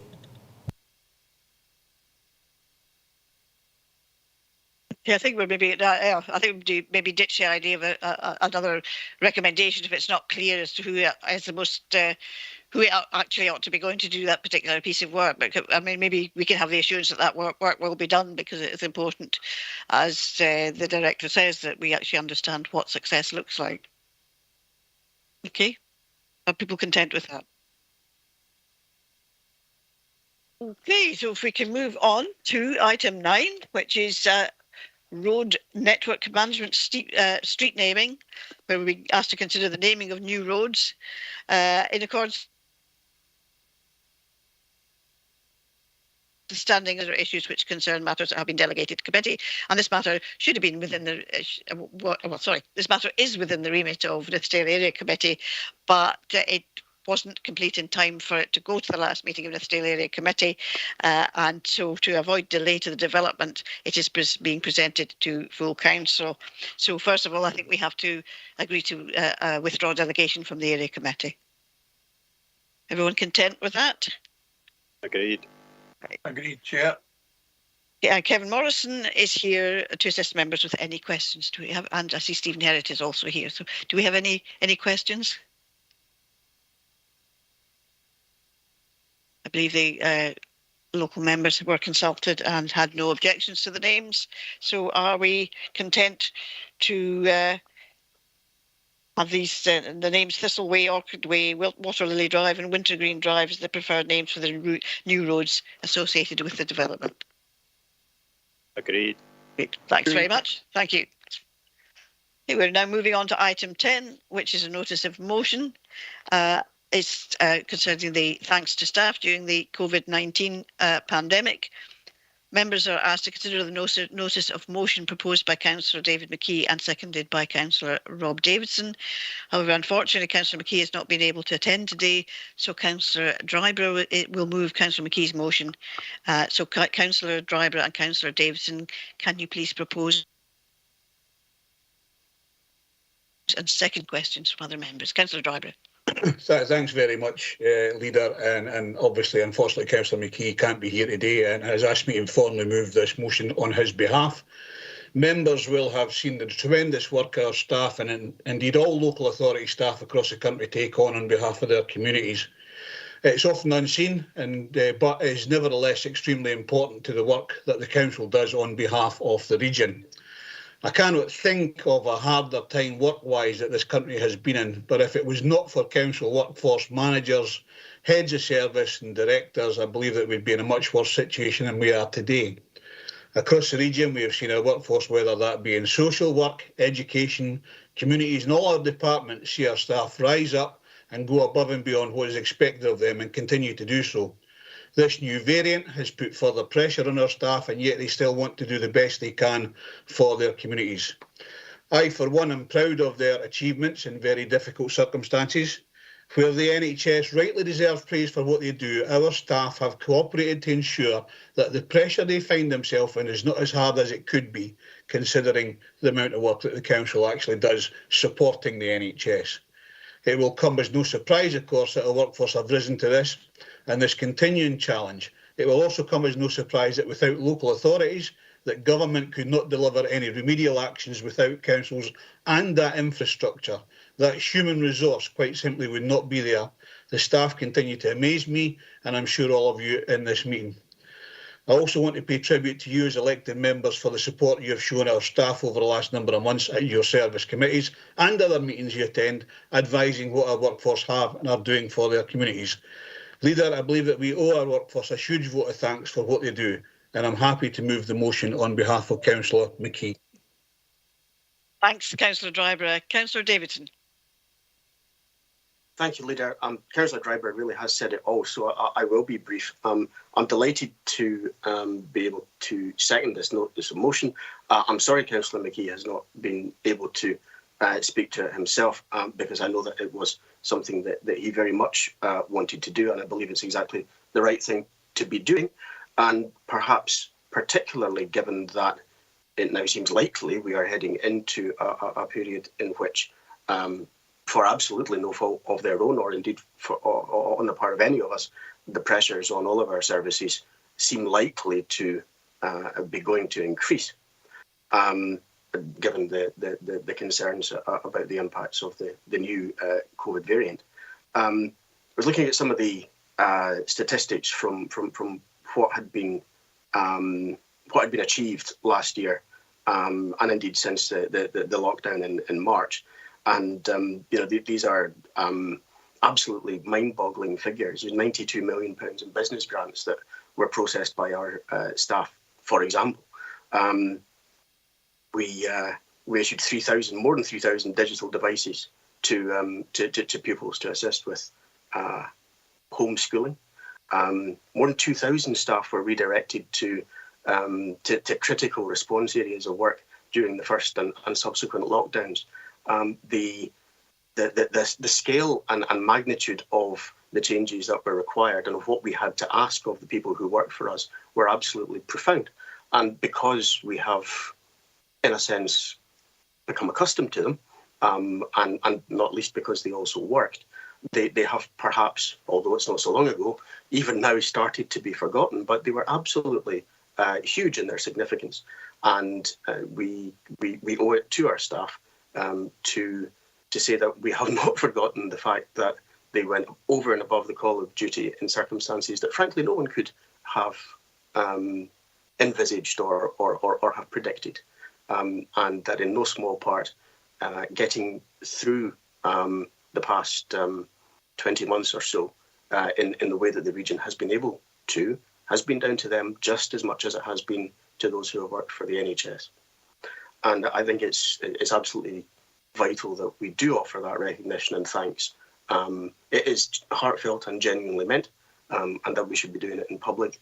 not least recognising that perhaps we are, again, sadly entering a period in which we are going to have to ask even more of them, perhaps, than we have already.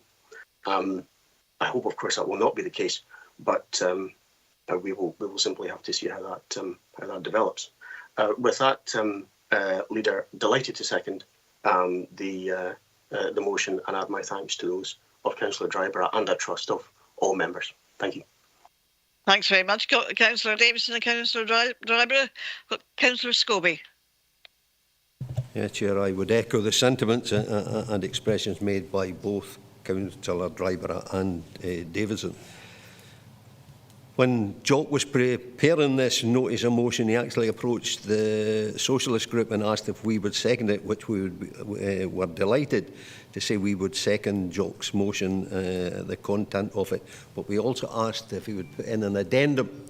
And from the motion we have before us, he has not included that in the motion.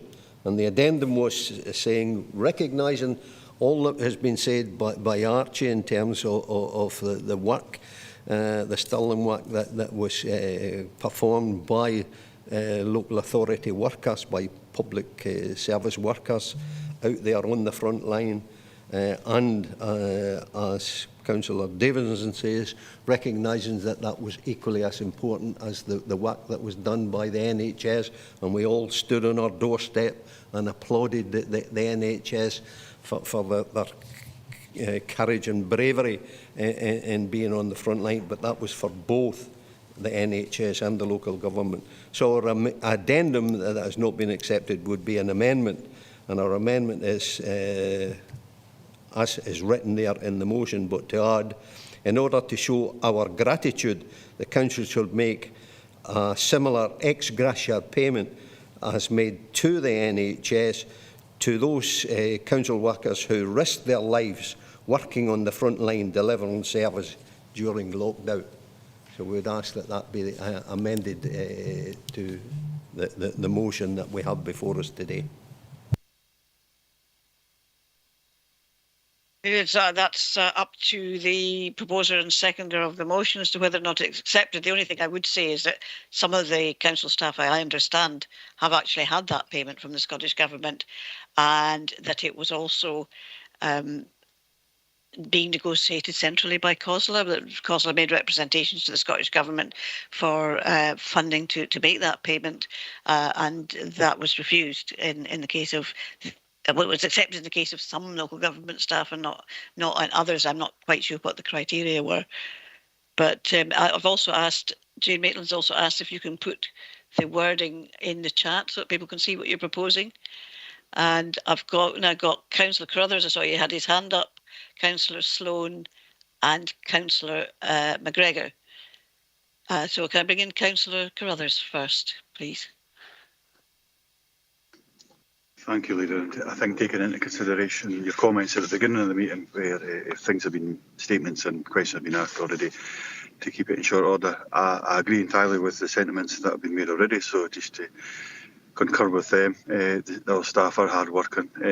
Very much, we appreciate the level of efforts to put in, especially during this COVID time, and thank Councillor McKee in particular for keeping persistent in regards to this. I think he made a lot of efforts to make this happen. So, but it comes back to, I suppose, the points that Willie's making. So without rehearsing what everybody else has said already, Leader, I'll go back to I think, Willie, we really need to see some figures now about that, with the financial implications. I'd be interested to see what that is, obviously, with a budget's going forward over the next few months. We need to see what that actually means in real terms. But, Leader, I want a clarity from yourself, because I read an article last week in regards to, I think the council staff are receiving, or some of the council staff in particular, receiving £1,000 before Christmas.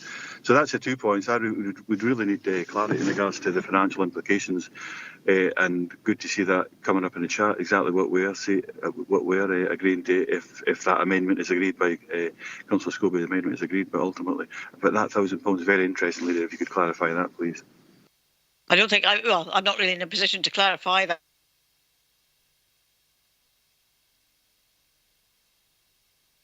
Other than background, and I'm sure I see Councillor McGregor is due to come in. She probably will have a greater understanding of this as the Consular Resources spokesperson.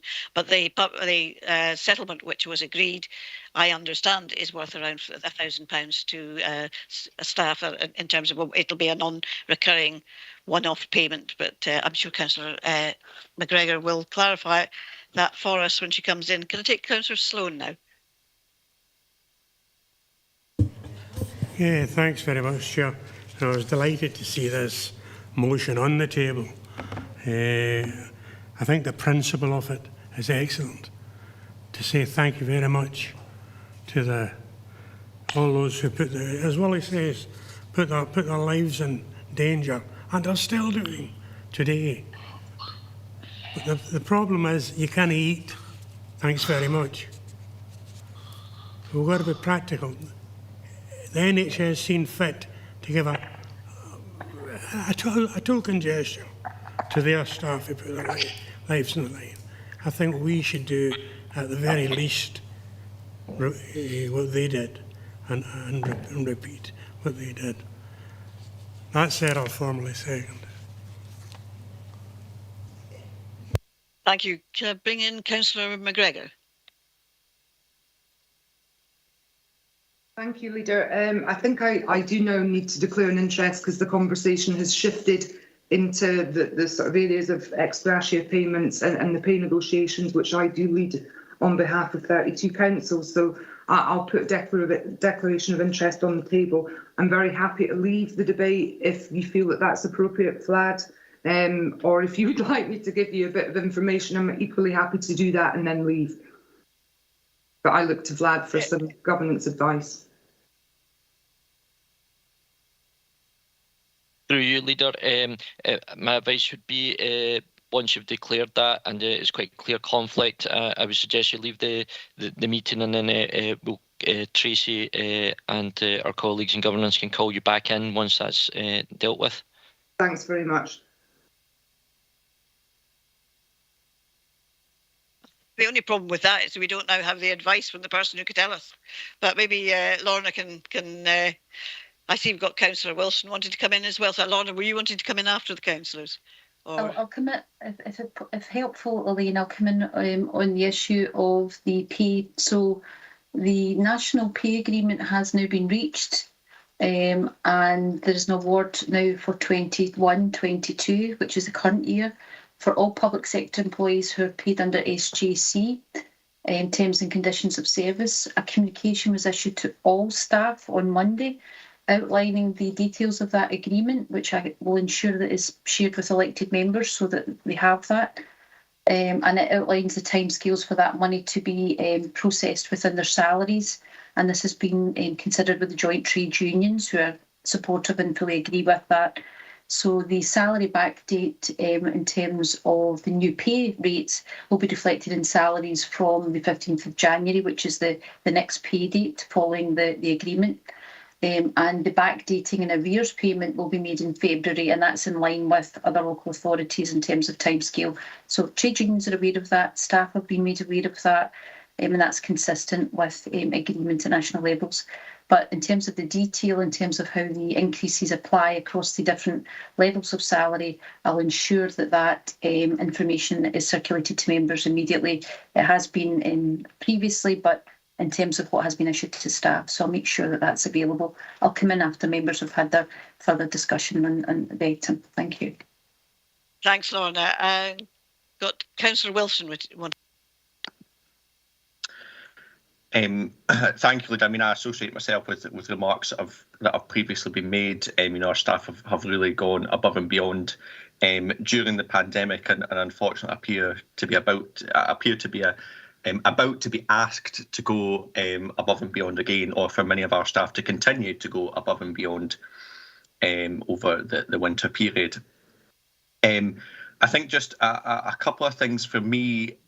Firstly, is my understanding that although originally the £500 sort of payment that was given to NHS staff, that the criteria was expanded, although not sort of as publicly, and my understanding is that some council staff did become eligible for that £500 payment So I would be grateful if there is somebody on the call who can answer us how many of our staff were eligible and did receive that £500 payment at the time.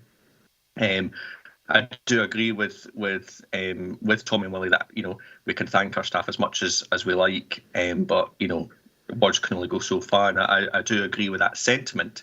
But I would like some governance advice on the amendment. I think that without the firm costings, and indeed, I think I would want to understand the legal position. I think Gail said that she negotiates on behalf of 32 local authorities. My understanding is that there's been a number, as you would expect in a pay negotiation, there's been a number of factors, and I think the £500 payment was a factor in those pay negotiations.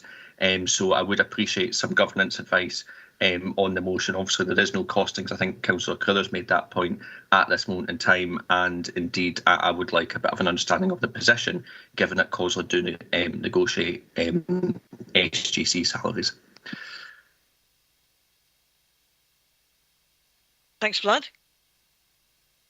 Yeah, through you, Leader. I would agree that in essence, the amendment as it stands hasn't been costed by officers, doesn't have the full implications in regards to that, which also includes any potential considerations that were had at COSLA level in terms of that negotiation and settlement. So there is a potential there that in essence that's already been considered and taken in account of, but I haven't been party to those negotiations and therefore can't confirm that.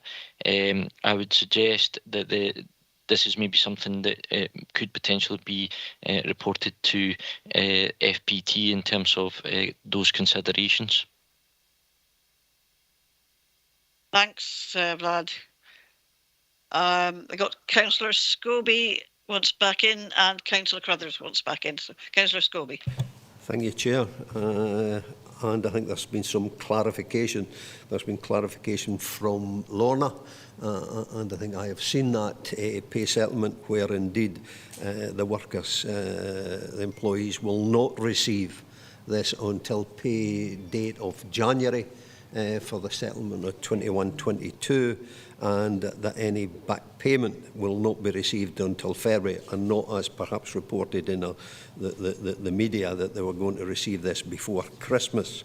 In terms of not being costed, I would accept that, but what we can do is agree in principle, and again, as Vlad has given advice, this could be something that could be referred to finance and procurement, as long as it's agreed in principle that we make that ex gratia payment, and then we can deal with the details of costing and how many people, because it's interesting to hear that some people, some employees received it, but not all, so we maybe could get the criteria for that as well. It would be better if we were sitting here saying that the Scottish Government made that this payment and recognised the sterling work that local government workers did do, as I believe they did with the NHS. But I can be corrected on that one, but I think that's where the payment come from, and I would still hope that they can still make it to local government workers who equally did sterling work and put their life at risk in the work that they did do, just as the NHS did, and we would be eternally grateful for the work that they are doing. Could I bring in Councillor Carruthers, then Councillor Maitland and Councillor Driver. Councillor Carruthers. Thank you, Leader. So Councillor Scobie covered my first point in regards to obviously the £1,000 won't be for Christmas, it goes into the new year.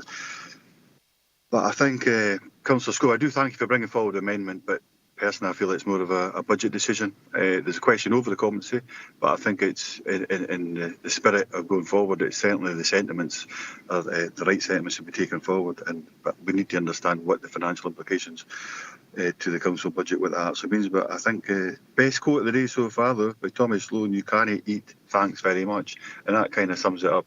If we've got to recognise our staff at the right level, we need to put some money behind what we're actually saying. But there is a budget process. Thank you. Thank you. Councillor Maitland. Thank you, Leader. I would, of course, want to associate myself and I'm sure the independent grouping members with the sentiments of the motion. I've listened to the debate. I think there are some difficulties with the amendment. And not least, actually, one of them was that I remember writing to a former leader of the council to ask him to define what he meant by frontline workers. And I'm still awaiting over a decade later for a reply. It's very difficult. So I'm totally behind the original motion and will be supporting it. Thank you. Councillor Driver, and then Councillor Nicholson and Councillor James. Councillor Driver. Chair, if I could have a bit of clarity, please. Obviously, as the mover of the motion, do I come in at the end once all councillors have had a chance to air their views? I'm just wanting a bit of clarity on that. Yes, I'll bring you back at the end. Yeah. Sorry. Yeah. Then I'll get okay. Can we have Councillor Nicholson? Thank you, Leader. Well, the first part I was going to say groups can consider this within their budget proposals, so they might want to think about that and put forward it in their proposals for the budget. The other thing is, yes, I would align myself with the comments and sentiments that have been coming from all members just on the staff. It's not just about what's asked of them when working in the council. You know, I know there are lots of individual employees who are offering individual help to people within their own communities and out with their communities who perhaps can't access face-to-face help. And I think that should be recognised as well. An example of that is setting up local hubs in areas where they are living. So I think we should recognise that as well. So it's not just about what the council asks of the staff. There are lots of individual staff going above on an individual basis in their own communities as well. Thanks, Councillor Nicholson. Councillor James.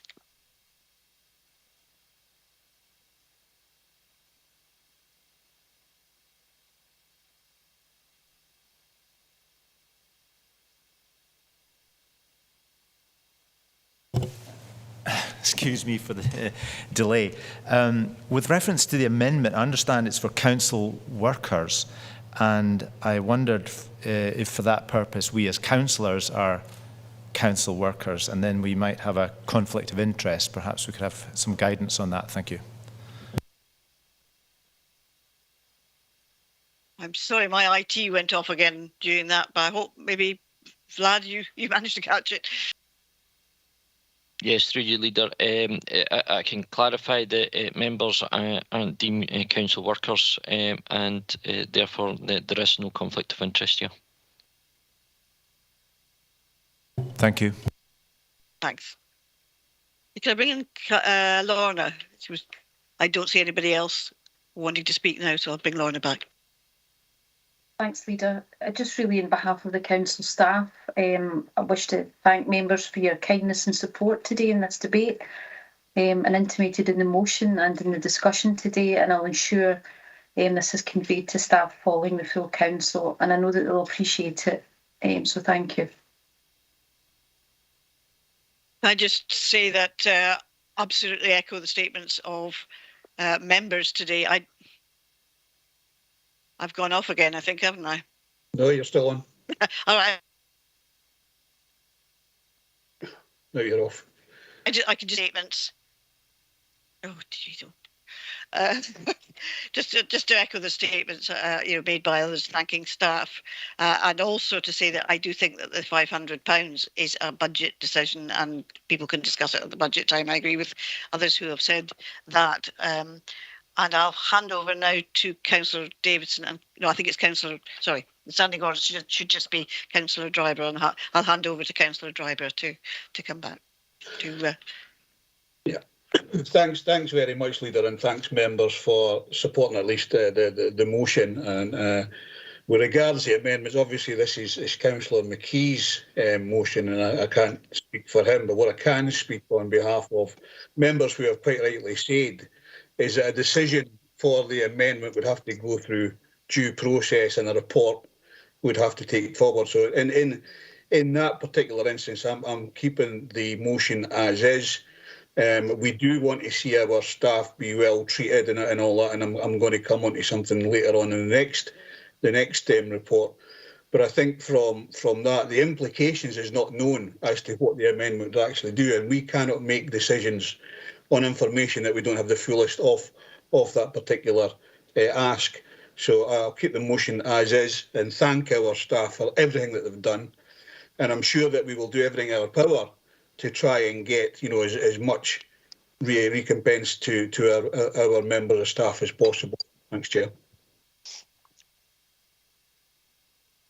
Thanks. So the recommendations were to, I'm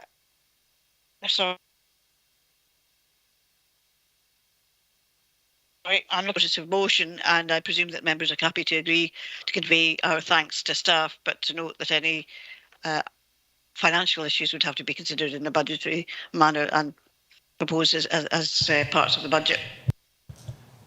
Chair, I'm on the amendment, and I believe that the amendment does improve the motion, so I've accepted the motion and go with the amendment to agree in principle what I have stated and put in the chat, that we do make the ex gratia payment similar to what the NHS has been awarded. So I would hold to the agree in principle, and that would allow it to go back to finance and procurement for the cost and details. Well, I think that it looks as if we're going to have a vote on that in that case.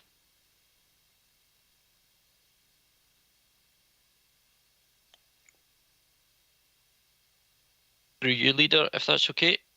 Don't know if you're still on. Okay. I was froze again, but I think I'm back. Yeah, as the amendment's still tabled and Councillor Scobie and Councillor Sloan haven't withdrawn it, we would move to a vote thereafter. Thank you. In that case, I think we need to move to a vote. And if you just bear with me, I'll ask my colleague Tracy just to put the voting sheet and share that with members so that everybody can see it as we go along.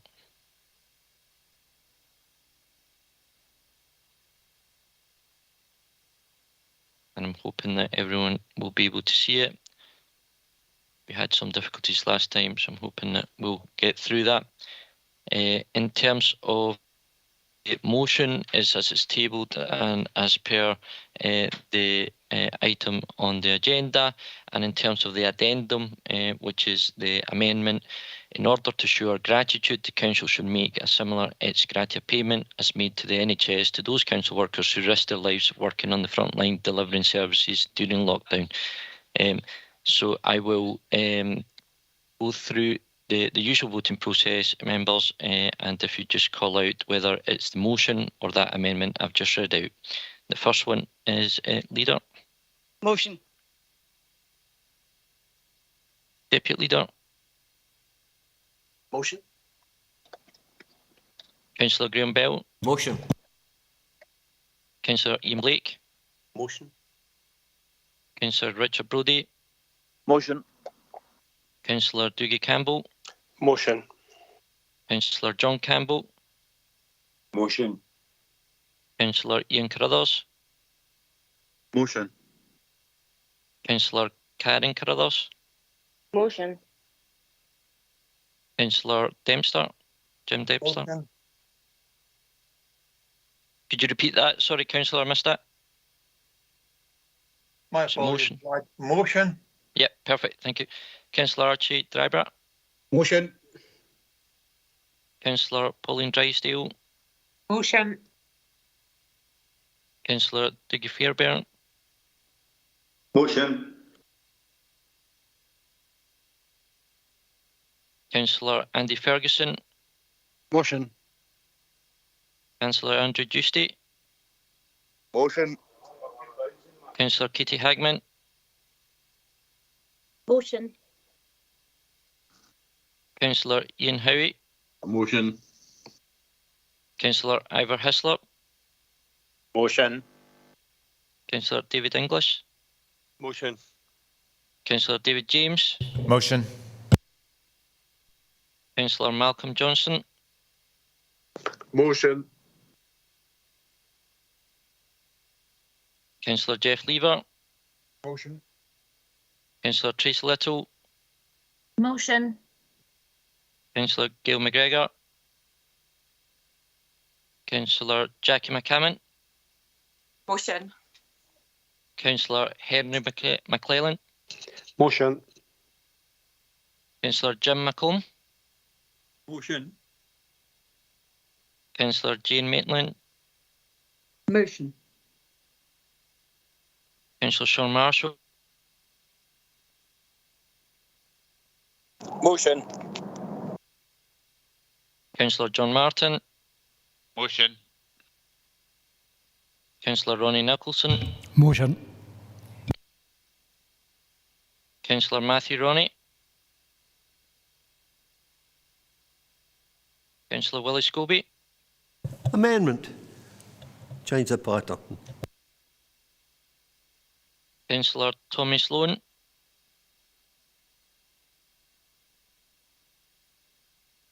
It's a tough one. Amendment. Councillor David Stitt. Motion. Councillor Ross Ortiz. Motion. Councillor Ronnie Tate. Motion. Councillor Stephen Thompson. Motion. Councillor Adam Wilson. Motion. Councillor Wood. Andrew Wood. Motion. And Councillor John Young. Motion. That means the motion is carried 37 votes to 2. Okay, thanks, Vlad. And it's now 12:30, and I had indicated that people would have 30 minutes to partly to ventilate the hall and also to give those of us online to rest our eyes for half an hour. So when we come back, we will look at the notice of motion for hire and rehire. And I would suggest we then do the minutes for approval and noting and come back to 12, because obviously I have taken on the advice of the head of legal affairs and governance that item 12 should be taken should be an exempt item. So we'll take that at that point. So because I understand that Councillor Carruthers wants to challenge that decision. So I think we just get the motion, the meetings for minutes for approval noting out of the way before we then go on to that. See you then.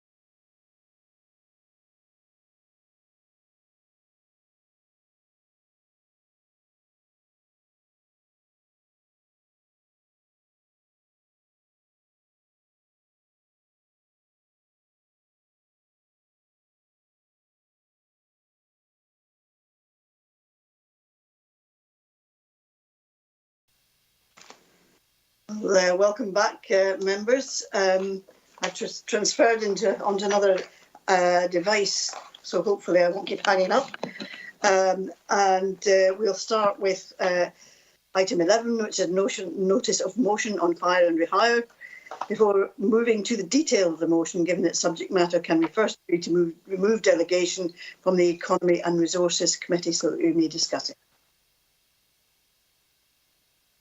Not seeing any objections to that, so we will progress. Members are being asked to consider the notice of motion proposed by Councillor Archie Dryborough and seconded by Councillor Rob Davidson. The notice of motion is attached as an appendix. Stuart Callaghan is available on MS Teams to assist members with any questions, and I'll ask Councillor Dryborough and Councillor Davidson to propose and second the motion, and then I'll invite contributions and questions from other members. Leader, thank you. Can I first of all thank members for the support in the last motion. I am thankful that our workforce have, and the council have, a collective bargaining arrangement in place with our trade unions, and we have a good working relationship with them to represent our workforce. Some, however, unfortunately do not. The whole issue of fire and rehire is one that abhors me. I cannot think of anything worse than when, at a time, if you can imagine, those individuals who have and are still going through this attack on their terms and conditions can find themselves one day on certain terms and conditions of pay, to come in the next day to new terms and conditions that are worse, and can see their families suffer because of it. I cannot, however, say that I've seen this yet in Dumfries and Galloway, although it may have, I just don't know. Imagine still that those agency workers and zero-hour contract workers who are uncertain at times already of steady work ahead, having to face even more uncertainty about that income loss. Imagine those families calculating what they can afford for their children's Christmas presents, ensuring that they have enough money to heat and to pay bills, suddenly to find that their pay has been cut by 10%. Imagine then that they cannot afford those same Christmas presents for their children and then getting into debt because they could not pay their bills. Imagine what the universal credit uplift could have done for them at this time.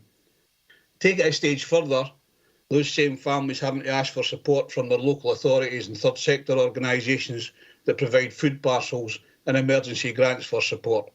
No doubt a further cost to us in the council. Imagine saying that you do not agree with fire and rehire and then do nothing about it. Well, that's what our Prime Minister has done. I cannot sit here and say nothing about this and hope that members will support the ask within the motion. And ask you, Leader, to write to the PM demanding he outlaws the use of fire and rehire, as well as supporting the TUC's campaign for a new deal for working people. Many families in this region and many other regions will look to Dumfries and Galloway and say, we agree with you. This action is unacceptable in a time when families are struggling with the increase in energy bills and the pandemic.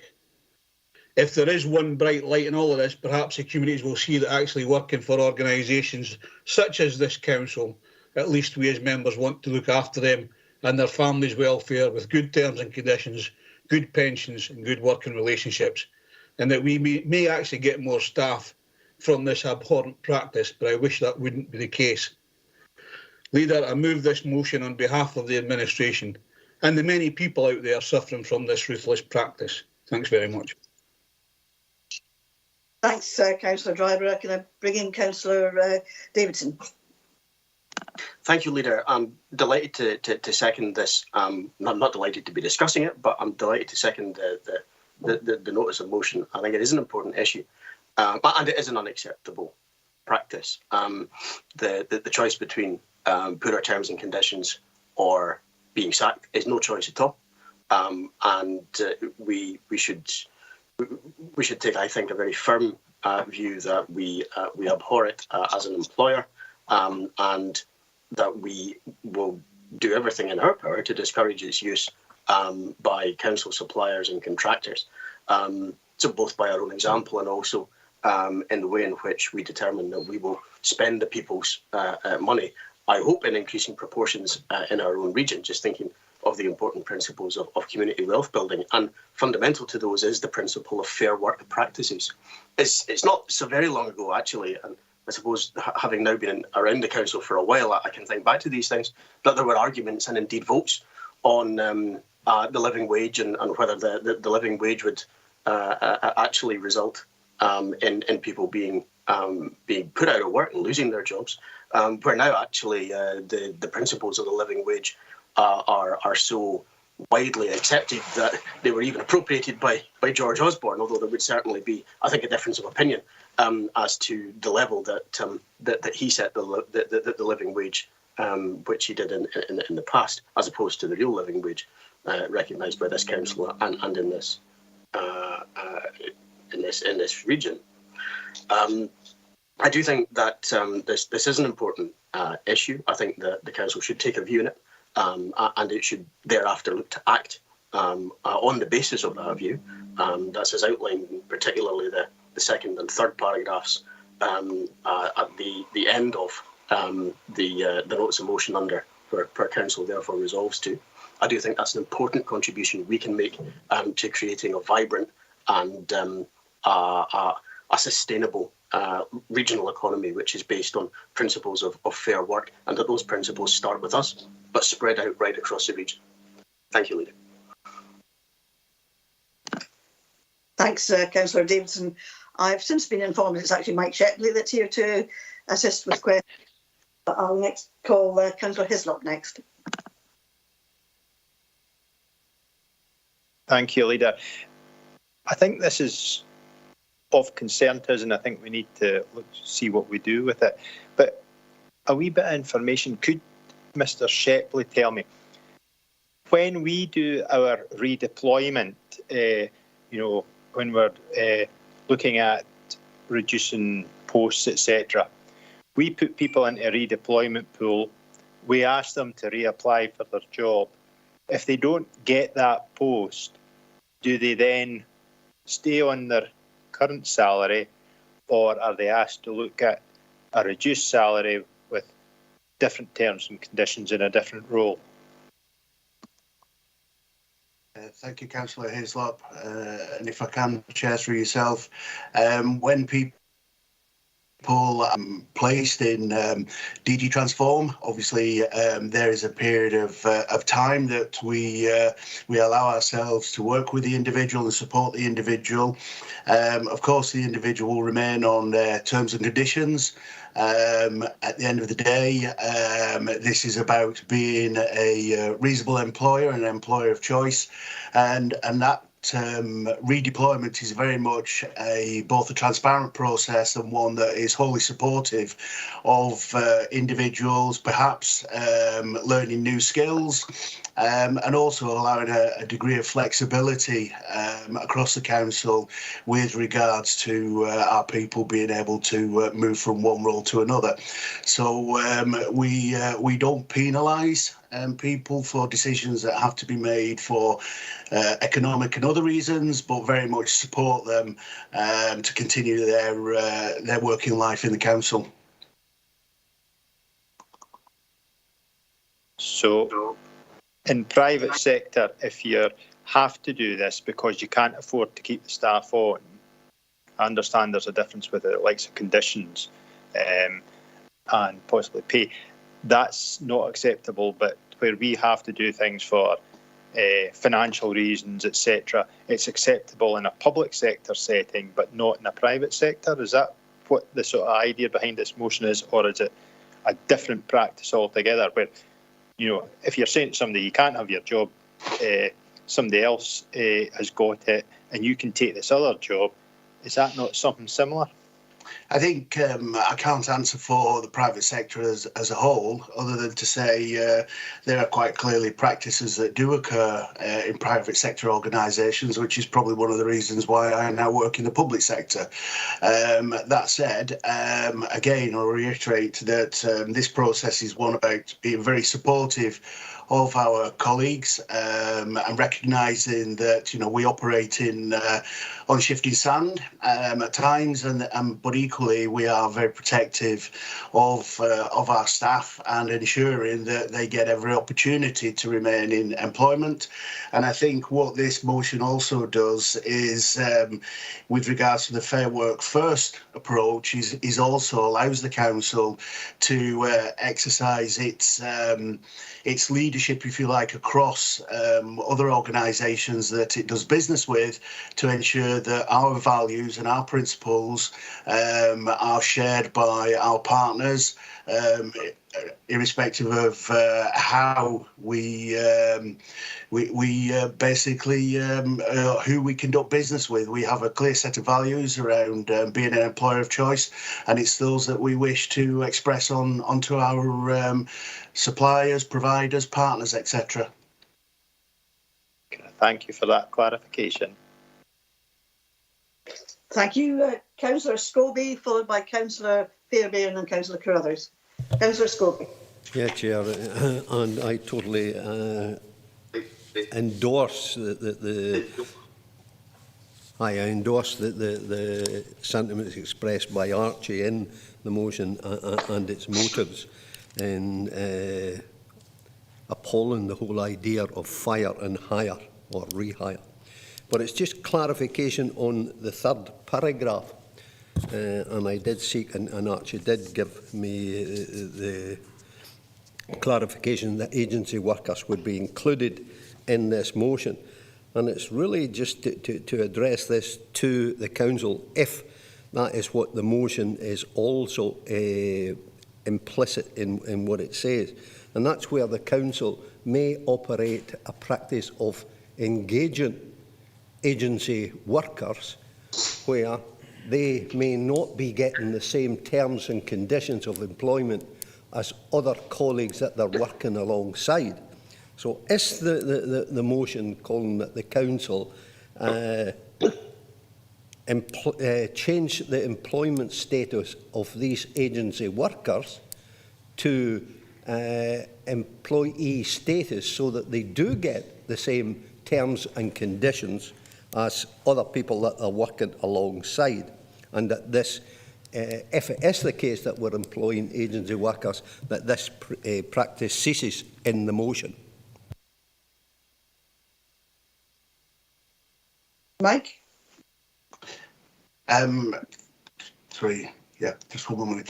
I think, again, with regards to the comment I made earlier, that whoever we do business with as a council, we wish to express that their values and principles and ways of working are aligned to the council's, and that they very much support the regional workforce as we do, and therefore, through our procurement exercise, in setting up a contract for services with employment agencies, we would look to ensure that our values and principles are contained within that agreement. Can I come back, Chair, because I'm not sure that answers my question, and it's maybe addressed to Archie.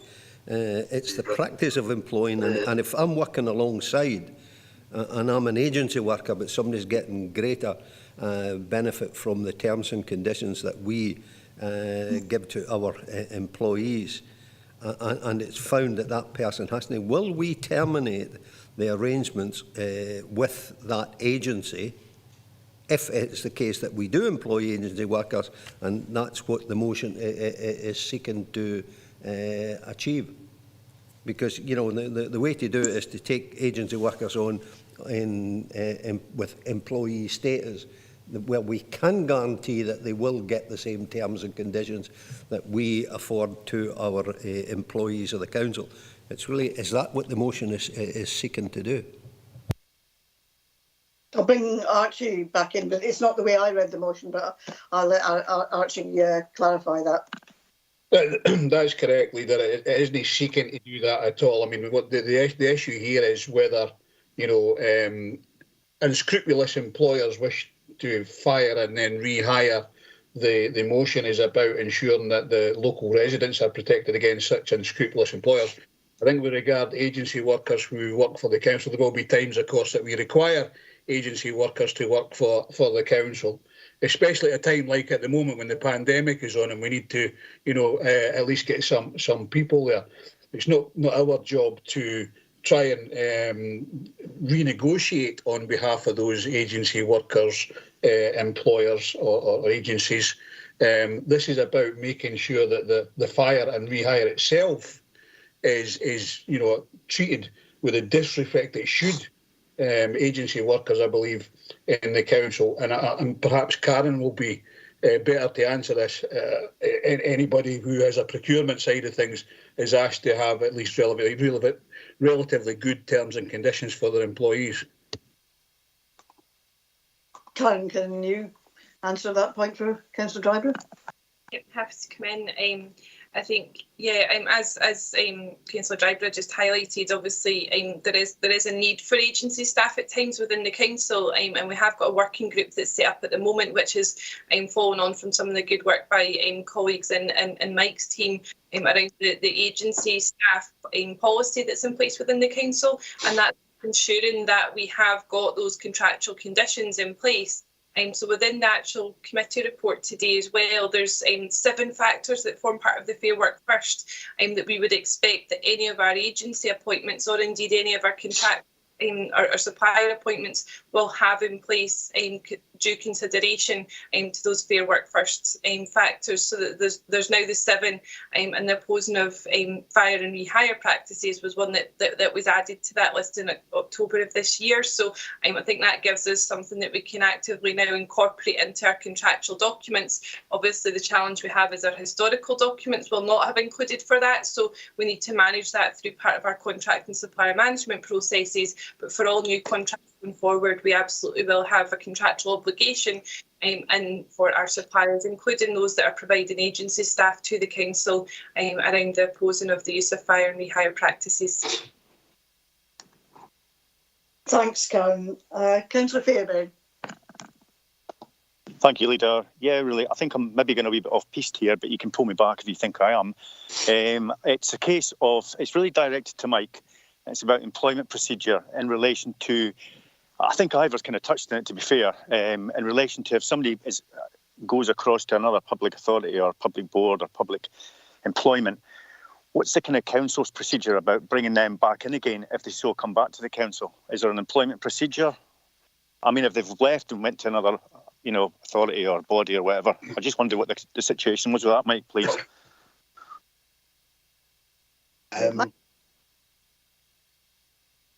If I may, Chair? Yes, I was just bringing you in. Okay, thank you. Thank you, Councillor Fairbairn.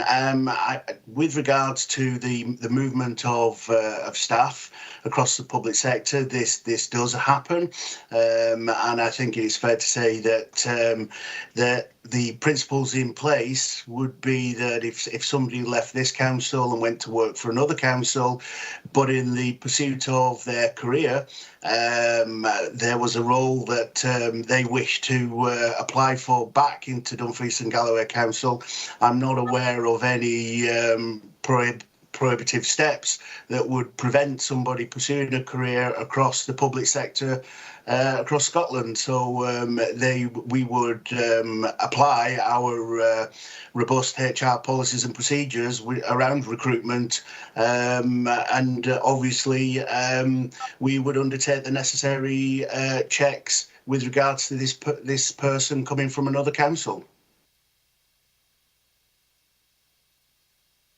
Councillor Faber, did that answer your question? It did kind of, Leader, yeah, and I think really Mike gave the answer to Councillor Hislop in relation to development. So are you kind of touching on that, Mike? If you go away somewhere else, it's a development kind of learning lesson, you come back to the council and bring the skills you learned elsewhere? That people make a number of different reasons why they may leave a particular role in pursuit of another one, and it does happen across the public sector. I've certainly witnessed that and managed that on behalf of other public sector organisations. And yes, if somebody goes off to develop their skills, their knowledge and experience elsewhere, and we are fortunate enough that they would like to come back and work with our organisation, equipped with greater skills and experience, then why would we not consider them as part of an open and transparent recruitment process? Thanks, Mike. Thanks, Leader. Thank you. Councillor Carruthers. Thank you, Leader. Because some of my points have been touched, maybe one hasn't, not so much, but I think you should reflect quickly on Ivor's point, what he brought up. There is a redeployment pool. I know you've answered this, or in part certainly already, Mike, but my understanding is quite clear as far as the council's concerned on our policies. So if, as an employee of the council, you end up in that redeployment pool after a certain amount of time, if you haven't managed to find a more permanent place within the employment of the council, you can actually and will be put down 2 pay grades. And then after a certain amount of time, if you're still in that for there's no compulsory redundancy. I think people eventually just then sits a state of limbo. They just wither and resign anyways. So we can always reappoint them back into a job that's worth 2 grade levels lower than what they were being paid at. I know the terms and conditions get protected, but only for a certain amount of time. It's not in perpetuity. So we have a principle of actually being like that ourselves. But I think it's part of the council. I'm looking at the motion, trying to understand it, going back to kind of Willie's point, like, okay, what's the thrust of it, what we're trying to achieve? Karen, she said that we've got a local policy in place. Karen Scott is that as a procurement officer. We've got a local policy in place when it comes to whether it's commissioning, taking on contracts, so on and so forth, that says actually we will not engage with a company, a business, sole trader, whatever it may be, as a fire and rehire policy. Some of that's retrospective, with frameworks that are still in place, that'll be addressed through time. But it looks like we have that type of policy within the council itself. Due diligence, surely, I think if the council is engaging with or commissioning in any way contracts on businesses that are using that fire and rehire, we should really name them and shame them. And I'm sure as part of the due diligence to putting this notice of motion together, the mover and the seconder will have done that. So they really should come out and name and shame these businesses. I wouldn't want the council to be associated at all to that type of behaviours. I mean, Leader, I think that's my kind of main points. But I mean, the council does it in real terms. We have a policy in place, but we're then asking you to write to the Prime Minister in Westminster. I think it's probably to put in some kind of formal legislation to actually so we can do something that we cannot already do. Agree totally with the thrust of the sentiments, what TUC is saying here. But actually, the wider aspects, it feels more like a political statement, which, fair enough, that's what notice of motions are, but I don't know what we're going to achieve here today. Well, I think it's the TUC campaign. Part of that is to put pressure on the UK government because they refused, I think it may be in a amendment bill at Westminster, which didn't get support, to outlaw fire and rehire. And I think that's part of it, of the purpose of the campaign is to try to encourage the UK government to change its approach on that. So that would still be, irrespective of what we may do as an employer, there is that. I mean, as you say, it's a political statement, but there is which the TUC is asking for. Leader, can I come back in and just maybe help the situation a little bit? We do have a collective bargaining arrangement in place with the trade unions, so therefore any terms and conditions and things like that are agreed by the trade unions and the management. This is about fire and rehire. We don't have that policy in local government, thankfully. We don't have it in the public sector, although I do believe that some fire and rescue teams have been tried down south. I think this is about agreeing to a campaign of not using fire and rehire in all walks of life, not just the council, but just on the points that have been made. That we've got a collective bargaining arrangement in place with the trade unions and management. So anything that's been done, whether it be a redevelopment pool or whatever it's called, that is already agreed by the trade union, and it seemed to be done through meaningful discussions and agreement. The fire and rehire is not.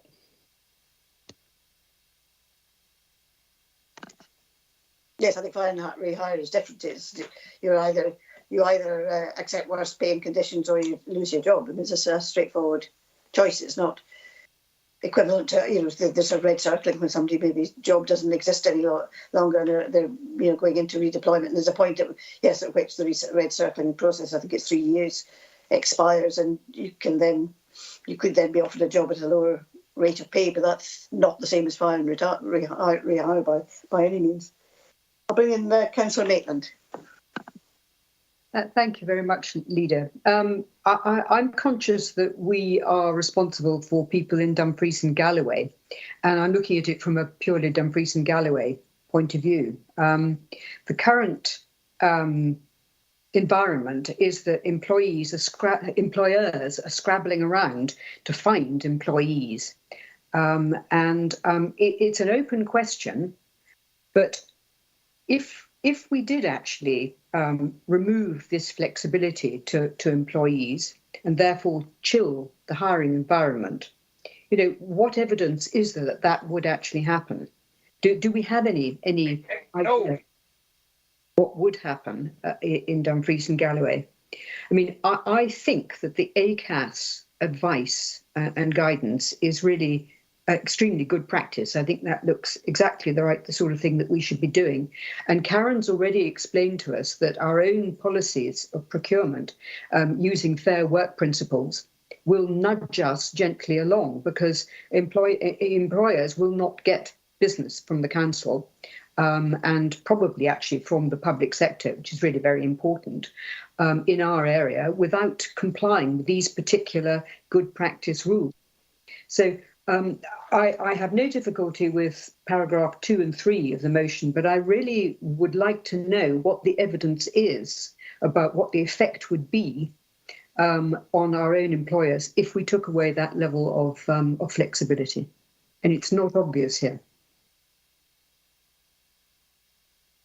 As the council driver will sum up at the end, so I'll let him take on that point at that time. I don't think it's really a question for Mike. Can I ask Councillor James next, please? Thank you, Chair. Archie Driver puts his case very well. It's been a worthwhile debate. I think we have 3 obligations here. One, to be a good employer. I think we are a good employer. The second one is to be a good contractor. So the Fair Work First schedule, I think, is a good one that we're adopting. That will work through well.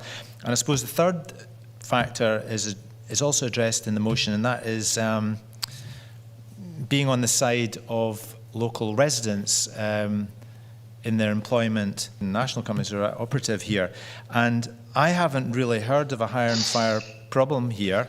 I don't think there's any evidence being presented of one, sort of unscrupulous practices, etc. So we'd be looking to act against something which isn't happening here. I suppose preemptive action would be good, but I think Councillor Maitland said it very well. We're concerned here with Dumfries and Galloway issues, so that is not an issue in Dumfries and Galloway at the moment, and therefore, for me, despite Archie Driver putting it forcefully and well, I couldn't really support this motion as it is today. Thanks, Councillor James. Councillor Johnson. Thank you, Leader.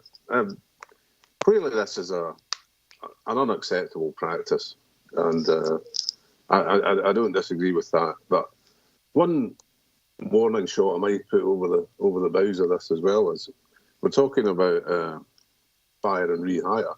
Perhaps people will just move straight to redundancy, and there would be no rehire potentially. And as Councillor Maitland pointed out, the reality of it is, and at the moment, is that we're all struggling for employees in Dumfries and Galloway. That is the real situation at the moment. But I would just like to, put that slight point forward about the danger of it just moving straight to a redundancy situation. Again, that's probably for Councillor Driver to address in his summing up. I've got Councillor Carruthers wanting to come back in, but I'm conscious of the fact that when we're debating a motion, we're only supposed to allow people in once. I mean, I've allowed people to come back, if they feel that their point hasn't actually been addressed. But I'll ask Vlad. I'm not sure that I know the standing orders permit people to come in a second time as opposed to getting to answer. Just express their views to whether or not the answers has answered the questions they've got. Through you, Leader, standing orders, I think, point to providing those that wish to speak an opportunity to do so, and I think it's a couple of minutes within that, but it's ultimately within your discretion if you wish to bring someone else in, but standing orders do point to each speaker having that 2-minute process. Okay, I'll assume that Councillor Carruthers isn't going to exceed the 2 minutes with his second contribution. So, Councillor Carruthers. Definitely not, Leader. It's not my personal traits. Just in regards to the question I did ask, you've kind of alluded to it. If this custom and practice is here in Dumfries and Galloway, all the contractors, whoever we commission, so on and so forth, due diligence in the sum up to, unless it's a copy and paste motion that's going across all councils by the TUC, I mean, I would imagine that going back to the points that we've made already, we'll be aware of any potential businesses, organisations that have got this custom and practice. So and I'm sure the mover and seconder will have done that due diligence. They'll looked at it and thought, okay, let's have a look, see how many people actively behave in this way. And Councillor James has touched on that. In Dumfries and Galloway, I don't think it's a problem here, but obviously the sentiments of the wider strategic sentiments of the motion, I wouldn't argue against them, but I'd like to think at least the moving the sector has done their due diligence and are aware that this is a problem in Dumfries and Galloway, because that's where we are. We're here, we're local. I'm not seeing anybody else wanting to contribute, but I mean, I can at least comment on that. I mean, it is Unite the Union has wrote to all council administrations asking them to support a motion of this type. So it is a national campaign originating from the Trade Union Congress. I'll hand back to Archie Driver to sum up. Archie. Yeah, thanks very much, Chair. I think a lot of the questions were... Archie, just a second, Adam Wilson has just asked to speak, so sorry. I'll bring Adam in now and then I'll come back to you. Thank you, Leader. I think in relation to Councillor Carruthers' last point there, I'm not aware of any, particularly recently, any cases where there has been this practice used, particularly by a business in Dumfries and Galloway. However, there has been some national companies who I would presume or would expect have at least one employee who is a resident of Dumfries and Galloway. And I think that the concern that I have is that while this practice is an option to businesses, and I'm quite confident that most businesses would choose not to use this, while it is an option for businesses, there's always a risk for families. I think Councillor Driver at the beginning of this debate outlined sort of the real impact that has on families, and I think that by taking this action, we can help to avoid that situation for families at any point in the future. Thanks, Councillor Wilson, and I'll bring Councillor Driver back in. Sorry about that. No, that's fine, Chair. Adam actually mentioned one of the things I was going to say about, it's a knock-on effect of this fire and rehire thing that actually happens. I think mostly about the things that have been discussed with some of the councils there will be covered under the collective bargaining arrangements that we have within the council, and I believe that the council is a good employer and we've got a good relationship with our trade unions. Jane asked the question, will it affect locally? And I think I cannot see where it has happened in Dumfries and Galloway, but I just don't know. I mean, you talk about due diligence. It's easy to be in one area of Dumfries and Galloway and not know what's happening in the other. Ask some of the councillors from the west if they know what's happening in the east. I certainly don't know a lot of what's happening in the west at a local business level. But the idea is that the local residents will be protected against such unscrupulous employers where they will or potentially could use that in the future. Malcolm mentioned about going straight to redundancies. Well, there's a process to go through if you go straight to redundancies, and there is legislation that covers redundancies rather than fire and rehire. So there is a process to actually go through with that leader. It is a campaign by Unite. My union, I'm a trade union member in Unite. I was the Dumfries and Galloway area activist chair for Unite for many years before I stopped working at Chapel Cross to become full-time councillor. This, I believe, is a campaign that everybody can get behind. It does affect people in a serious way if it actually happens. Imagine losing 10% of your wage almost overnight, especially at this time of year when you're thinking about your children and your energy bills. And we've seen what's happened there over the last couple couple of months. So I think, Chair, I'm going to go ahead with the motion as is suggested, and I hope that people will support it on the understanding that this is about a campaign to protect those individuals who may have, or may have been through a fire and rehire, or potentially could be. Just as I was asking you to speak, Councillor Maitland asked if you could propose an amendment. Now, I know that's a bit hind end first, and that should have happened before I asked you to sum up. But given that it was, I think, almost at exactly the same time that she has to propose an amendment, I will let Councillor Maitland propose her amendment, and then I'll ask Councillor Dryber if he wants to accept it. Obviously, if he doesn't, and Councillor Maitland has a seconder, then we will go to a vote. So I'll bring in Councillor Maitland. My apologies, Leader. I should have pinged my button earlier. Sorry about that. Yes. Well, I think actually this has been a useful debate, and I think everyone's been able to put in their tuppence worth. I remain, I'm afraid, Councillor Dryber, just a bit unconvinced that I've got all the information in front of me that makes it absolutely certain that I wouldn't be doing some of our businesses down, and actually taking Councillor Johnson's point into account, actually maybe reducing employment, which is exactly what we don't want to do in Dumfries and Galloway. So I would suggest that we simply look at page 177 of our papers. There are 4 paragraphs in Councillor Dryber's motion, and I would suggest that we simply remove paragraph 1, which is ensure local residents are protected against such unscrupulous employers, ending employment terms and conditions. Agree paragraphs 2 and 3, and remove paragraph 4, support the TUC campaign, because I'm afraid I don't know what that's all about in front of me. I don't have the information. I don't know what I'm agreeing to, Councillor Dryber, at this stage. And I would suggest that we ask procurement officers to publicise the ACAS good guidance as suggested in the report here, because I think it does make for very good guidance, and I suggest that that goes out when there is employment engagement. So that's what I'm suggesting at this point. I have no idea if I'll get a seconder. I see Councillor Carruthers has his hand up. Is that to second the amendment? Yes, Leader. It's in the face of the debate that we've had. We've had it made clear that what this motion is proposing, we've got local policies in place that addresses it.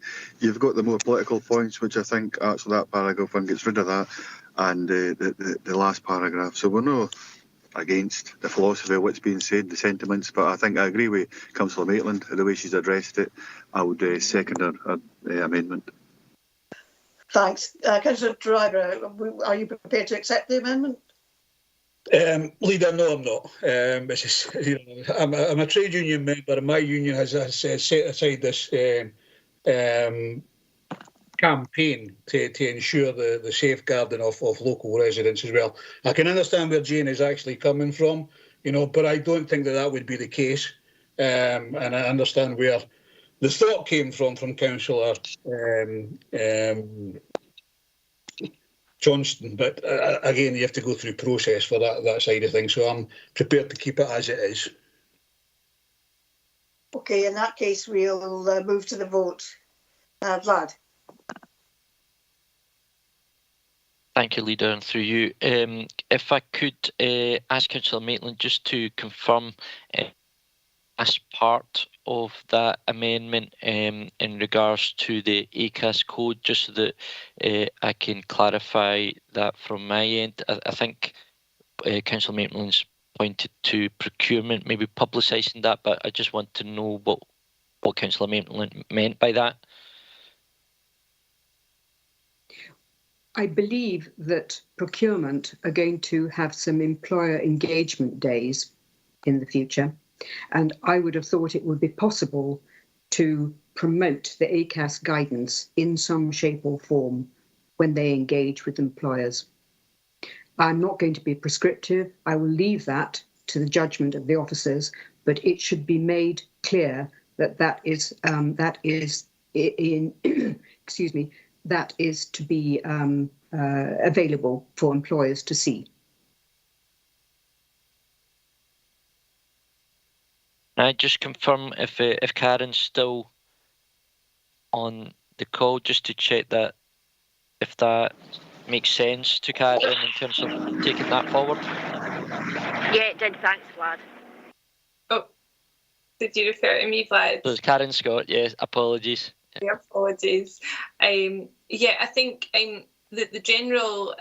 I think if we can be clear on the wording here, I think the general signposting to the ACAS advice to support local businesses to fulfil their contractual obligations in relation to Fair Work First. I'm absolutely more than happy to signpost to ACAS as a source of support for local businesses through the supply and engagement events. I think if it's as general as that, then I have no concerns with that. I think that's again through you, Leader. I think that's what Councillor Maitland has confirmed in terms of that, not specific, but that generic promotion through that supplier engagement sounds exactly what Councillor Maitland wanted. So in that regard, we've got the motion as tabled and as per the item on the agenda.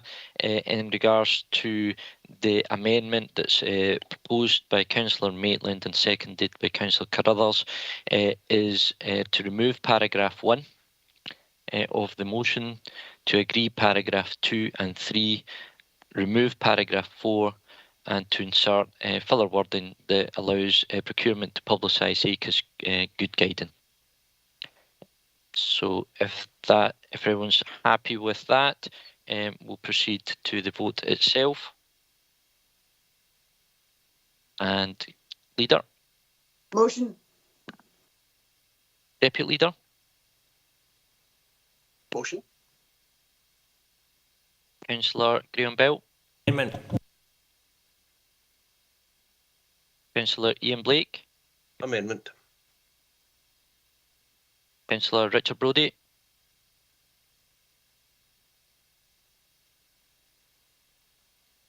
I think Councillor Brodie is left.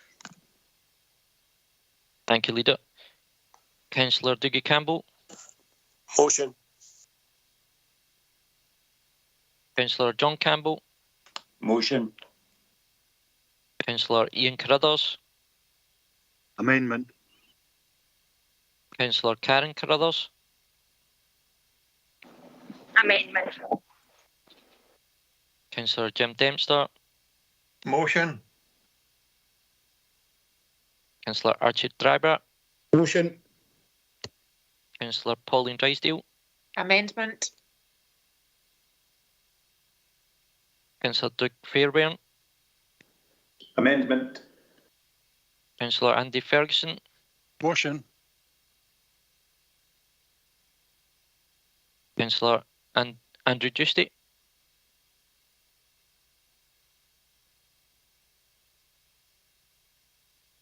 Councillor Justy, you still on? Okay, we'll move on. Come back. Councillor Katie Hagman? Motion. Councillor Ian Howie? Motion. Councillor Ivor Hislop? Amendment. Councillor David English? Amendment. Councillor David James? Amendment. Councillor Malcolm Johnston? Amendment. Councillor Jeff Lever? Motion. Councillor Tracy Little? Motion. Councillor Gail McGregor? Amendment. Councillor Jackie McCammon? Amendment. Councillor Henry McClellan? Motion. Councillor Jim McComb? Motion. Councillor Jane Maitland? Amendment. Councillor Sean Marshall. Motion. Councillor John Martin.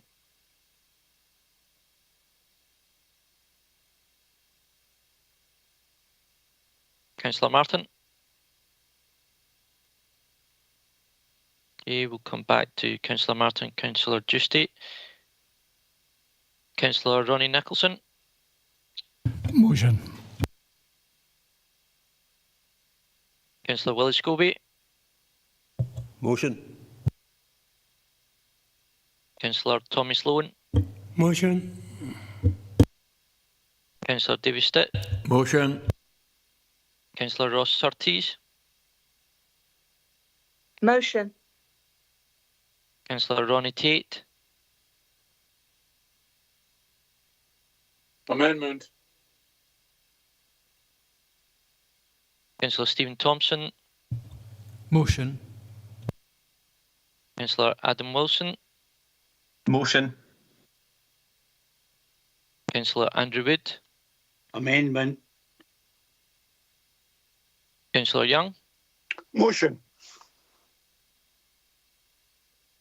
Let's check whether Councillor Martin or Councillor Giusti are on. Councillor Martin. Motion.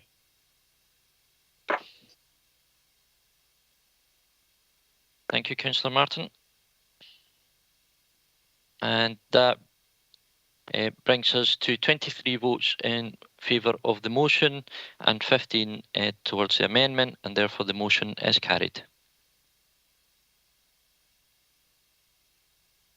Thank you, Vlad. As I indicated before lunch, I will now take items 13 and 14, which are the minutes for approval and the minutes for noting, and then come back to item 12, because Councillor Crothers indicated he wished to challenge my decision to take it as an exempt item. We can therefore have that debate and then either go into the exempt or not, depending on what happens there. So if we could take the for approval first. We have the Annandale and Eskdale Area Committee of the 24th of November. Happy to move. Happy second. Thank you. The Castle Douglas Common Good Fund Subcommittee of the 22nd of September. Happy to second. The City Government Licensing Panel of the 7th of October. Happy to move.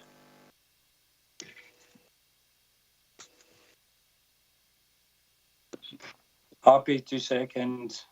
Thank you. A Civic Government Licensing Panel of this must have been two. Were there two meetings on the 7th of October? Yeah, I've got it's different people. So yeah, Civic Government Licensing Panel of the 7th of October. Happy to move, Leader. Happy to second. Thank you. The Civic Government Licensing Panel of the 11th of November. Happy to move, Leader. Happy to second. Dalbeattie Common Good Fund Subcommittee. Happy to move.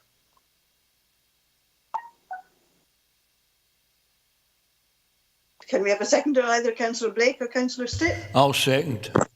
Right, grand. The Economy and Resources Committee of the 16th of November. Happy to move. Happy second. The Employment and Appeals Subcommittee of the 28th of October. Happy to move. Happy to second, Leader. Finance, Procurement and Transformation Committee of the 9th of November. It moved. And happy to second. Harbours Subcommittee 4th of November. I'm happy to move this, Leader. Yeah. Have either Councillor Marshall, Councillor Young or Councillor Drysdale to second, please. Happy to second, Leader.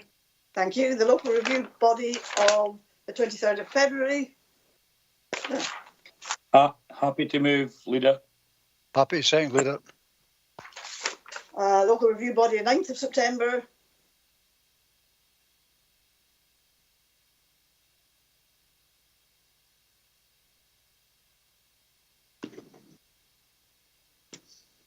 Have I, Councillor? Me, Leader. My apologies. Couldn't get my tech working there. Happy to move. Okay. Happy to second. Thank you. The Nithsdale Area Committee of the 10th of November. Happy to move, Leader. Happy to second. Pension Subcommittee of the 2nd of March. Happy to move. Happy to second. Pension Subcommittee 13th of May. Happy to move. Second. Pension Subcommittee 17th of May. Moved. Second.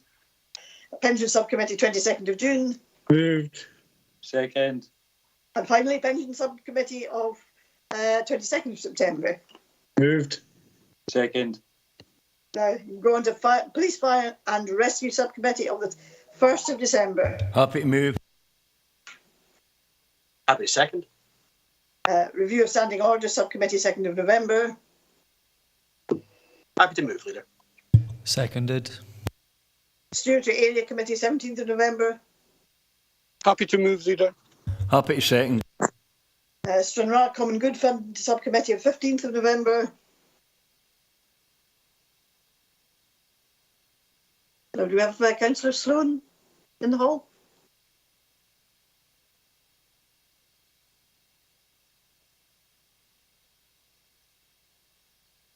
Okay, I wonder if we have got... Happy to move.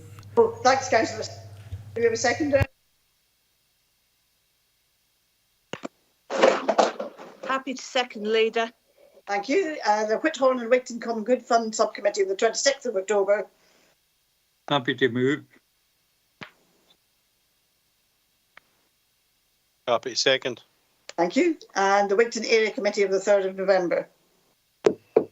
Happy to move, Chair. Chair, I'm happy to second, but can I just please confirm that in regards to decision 9.1 in education and learning, that members are still waiting to get the statistical data on key performance indicators and local projects, which was an additional recommendation, and that information hasn't yet been passed. So I'm happy to second, but I just want to put on record that we're still waiting for that information from the 3rd of November. Thank you. Fine, thanks. I'm sure that that is received. That request is received. Thanks for that. And then finally, 14 is minutes for noting. We're happy to note those minutes. And then we'll go on to the notice of motion on headstone memorial safety within Dumfries and Galloway, and to have the discussion as to whether or not there should be an exempt item. Now, I was listening to the BBC Radio Scotland. I think somebody has a microphone on in the hall, perhaps, I can hear, or somewhere, because I can hear papers. Okay. And Ronnie Tate, you've got your mic on. I think he has it off now. I think. Yeah, sorry, Chair. Thanks. I say the opt-out, the BBC Radio Scotland opt-out, a local opt-out at 6:30 this morning. It was stated, an individual was stated as suing Dumfries and Galloway Council for the damage to 4 headstones in Sankers Cemetery.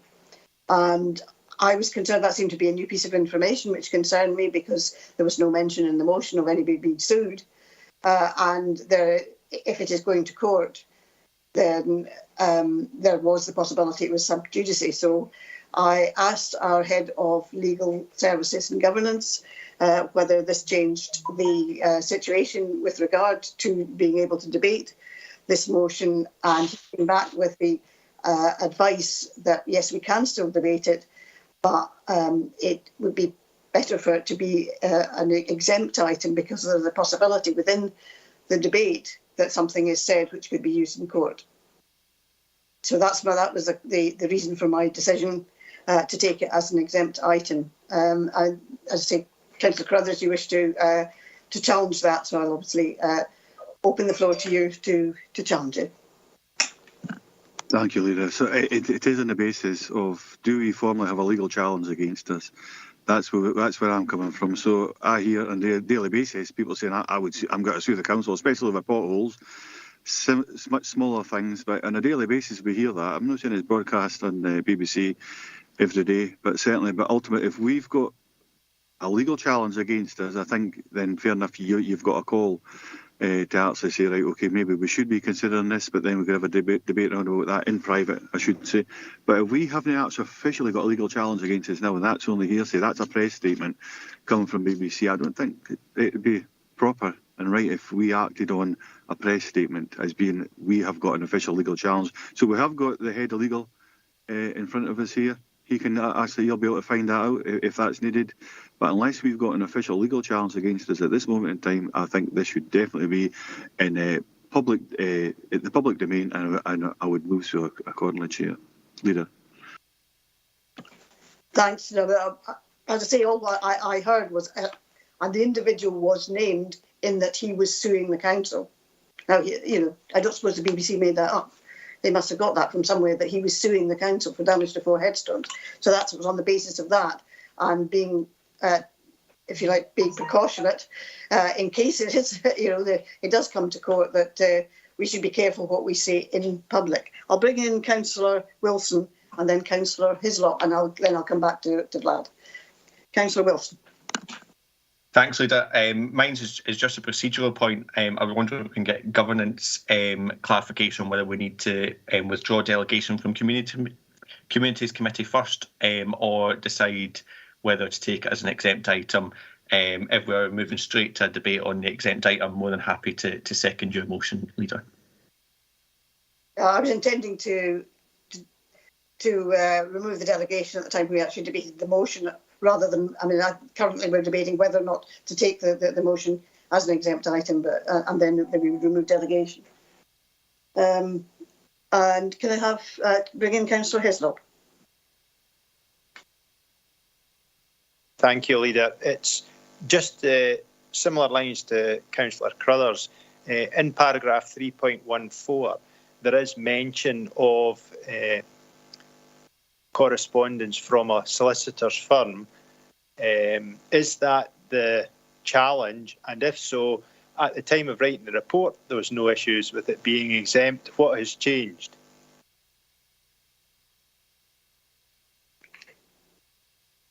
Well, what has changed is what I've said twice already, is that there is a report on the national media or on the local media stating that the council is being sued. Now, that is new information as far as I'm concerned, because although there were things which were going to the small claims court for damage, which is a different matter, this was specifically said that the council was being sued, and they named the individual who is suing it. So anyway, Chair, is the suing the small claims court? Therefore, it's already in the papers, and we're not actually being further challenged. Is it the same challenge? Well, I don't know that you would describe going to the small claims court as suing, but anyway, I'll hand over. I'm not a lawyer, so I'll hand over to Vlad. Thank you, Leader, and through you. If I could,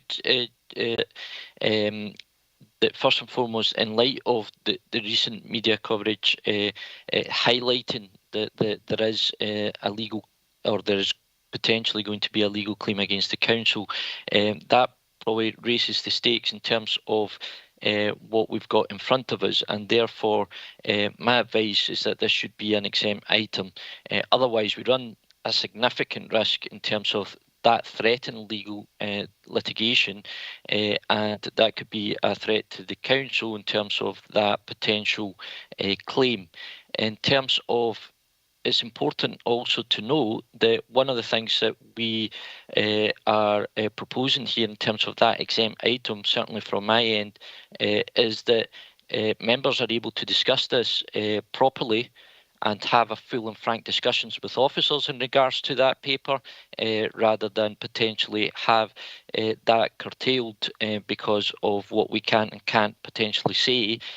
Now, I can't rehearse what that's going to be, because I don't know what questions are going to be asked. I don't know what questions officers are going to respond to, but my advice is, and it's I put it as strongly as that there is a significant risk here in terms of claims, which have been highlighted this morning in terms of that media communication, and therefore, like any other litigation, my advice would be that that should be done as an exempt item.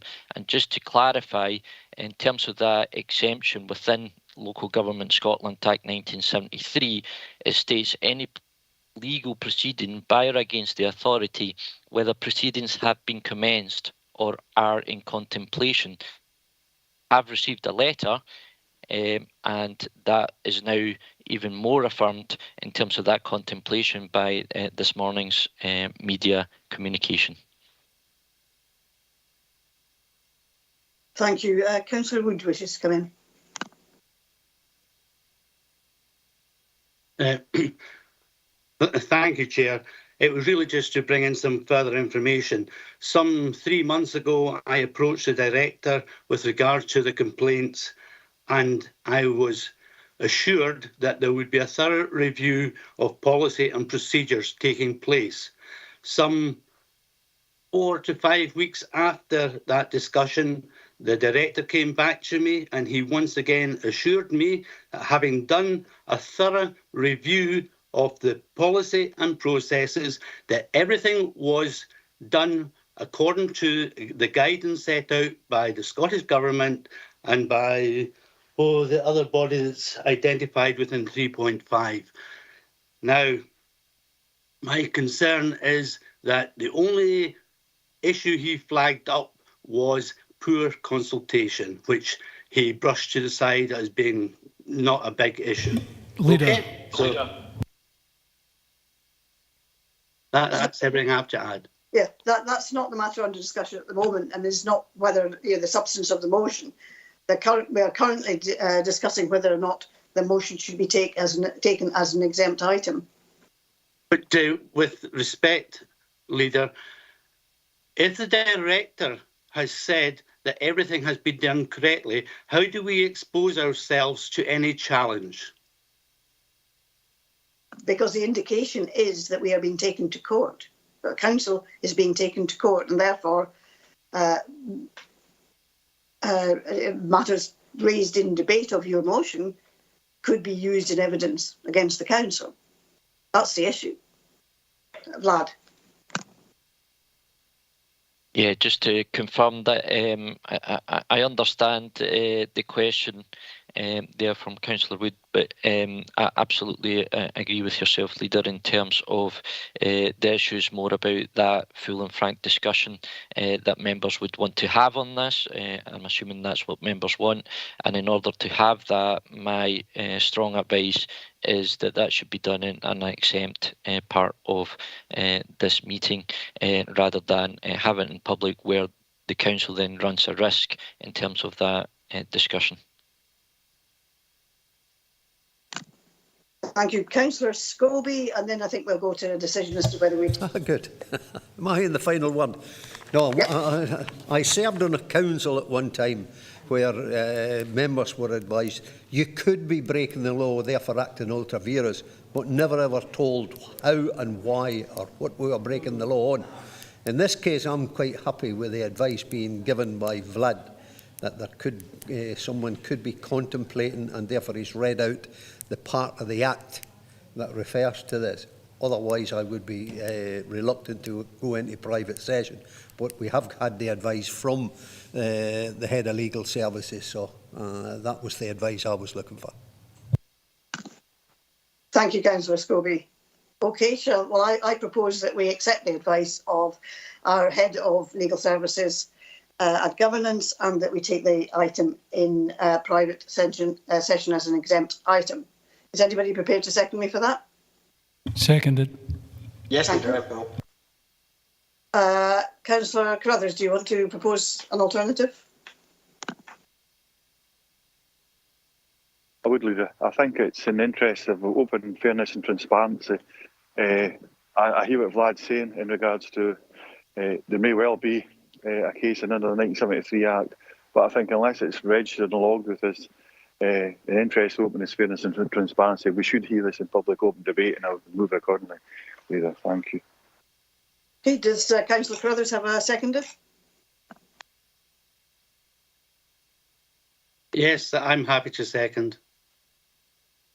Thanks, Councillor Wood. Can we proceed to a vote, please? Thank you, Leader. In terms of the motion, the first one is for the item to be an exempt item and to be heard out with this public meeting. The second amendment is for this to be discussed and considered within this public meeting and therefore not to accept it as an exempt item. So I will now proceed to take the vote. In terms of the motion, Leader. Sorry. Motion. Deputy Leader. Motion. Councillor Graham Bell. Amendment. Councillor Ian Blake. Amendment. Councillor Richard Brodie. Motion. Councillor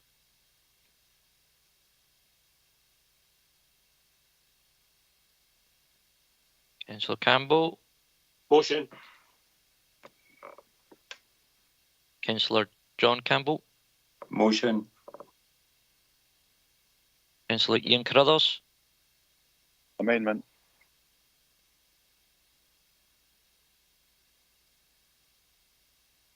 Two secs. We're just trying to catch up with the voting. Councillor Karen Carruthers. Amendment.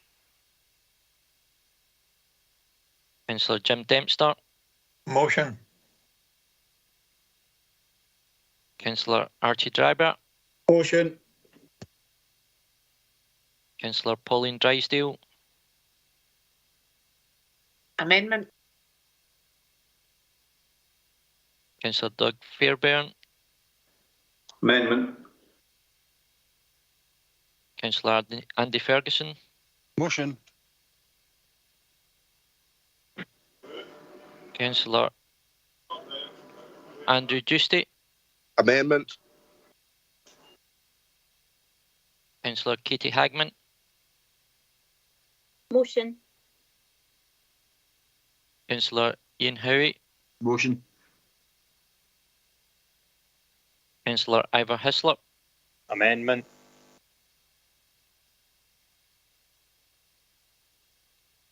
Councillor David Inglis. Amendment. Councillor David James. Amendment. Councillor Malcolm Johnston. Amendment. Councillor Jeff Lever. Motion. Councillor Tracy Little. Motion. Councillor Gail McGregor. Amendment. Councillor Jackie McCammon. Amendment. Councillor Henry McClellan. Motion. Councillor Jim McComb. Motion. Councillor Jane Maitland. Motion. Councillor Sean Marshall.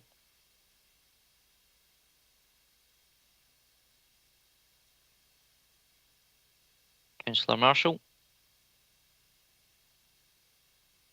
We'll come back. Councillor John Martin. Motion. Councillor Ronnie Nicholson. Motion.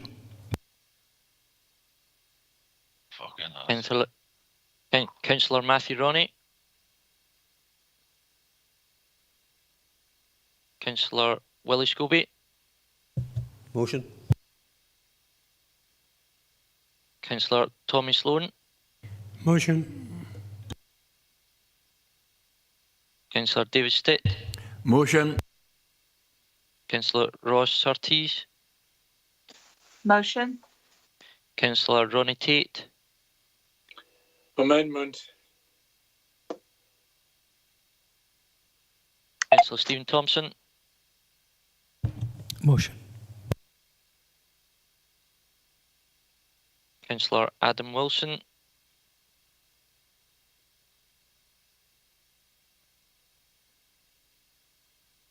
I can see that he's put on the chat motion, so we can add that. Councillor Andrew Wood. Amendment. Ken Young. Motion. And if Councillor Marshall's on. Yeah, I'm back on now. I had connection problems. Motion.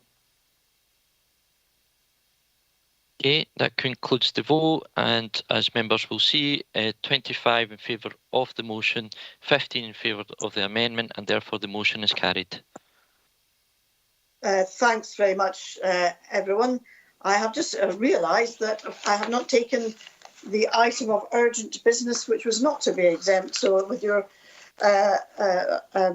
leave, I would take that before we go into exempt session, because we have to come offline, off one meeting and then on to the other meeting. So my apologies for that. The decision of full council is that item 12 will be taken as an exempt item. But before we do that, we have an urgent motion, item 15A, sorry, motion, an urgent agenda item 15A from the Education and Learning Committee on Youth Council representatives.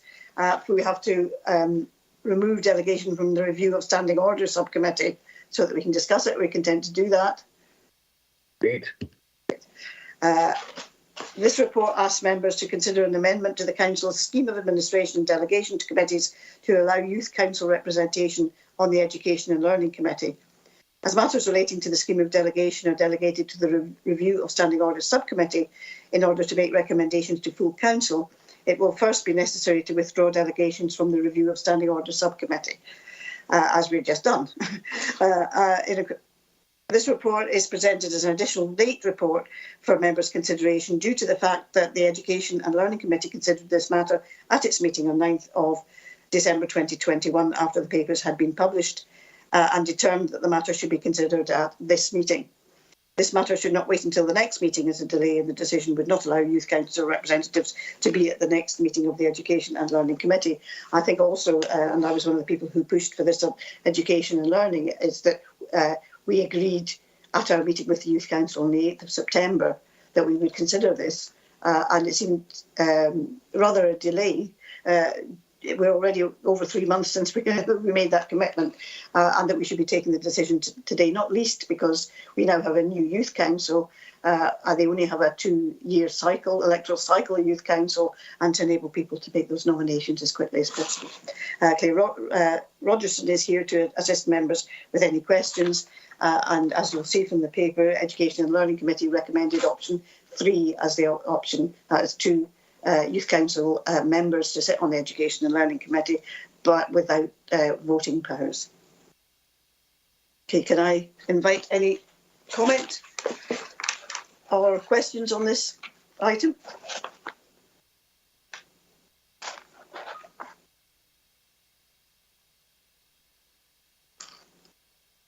Okay, it does seem to. Right, we've got Councillor. My goodness. We've got Councillor Lever first, then Councillor Davidson, and then Councillor Hislop. Councillor Lever. Thanks, Leader. Yeah, it was discussed in detail at the Education and Learning Committee earlier this month, and it was the overwhelming wish of the committee that option 3 be adopted and that this be expedited as quickly as possible by you taking this as an urgent matter. So I would ask the Council to agree to this. Thank you. Thank you, Councillor Davidson. Thanks, Leader. Yes, just exactly as Councillor Lever says. Rosso is doing, I think, some valuable and important work, but there is a timescale associated with this particular matter, which you set out comprehensively. I also think, if I recall correctly, that there's been unanimity on this everywhere it's been discussed. So, as Councillor Lever says, let's make the decision and let them join the committee as soon as possible. Thank you, Leader. Thank you. And Councillor Hislop. Thank you, Leader. It's just with regard to the representation that comes from the Youth Council. Will one be advised that they should look towards secondary education and one to primary education, as with both the teacher representatives and the parent council representatives have that sort of locus? So would one be advised, if you've got an interest in primary education, you should take that, another one take the secondary?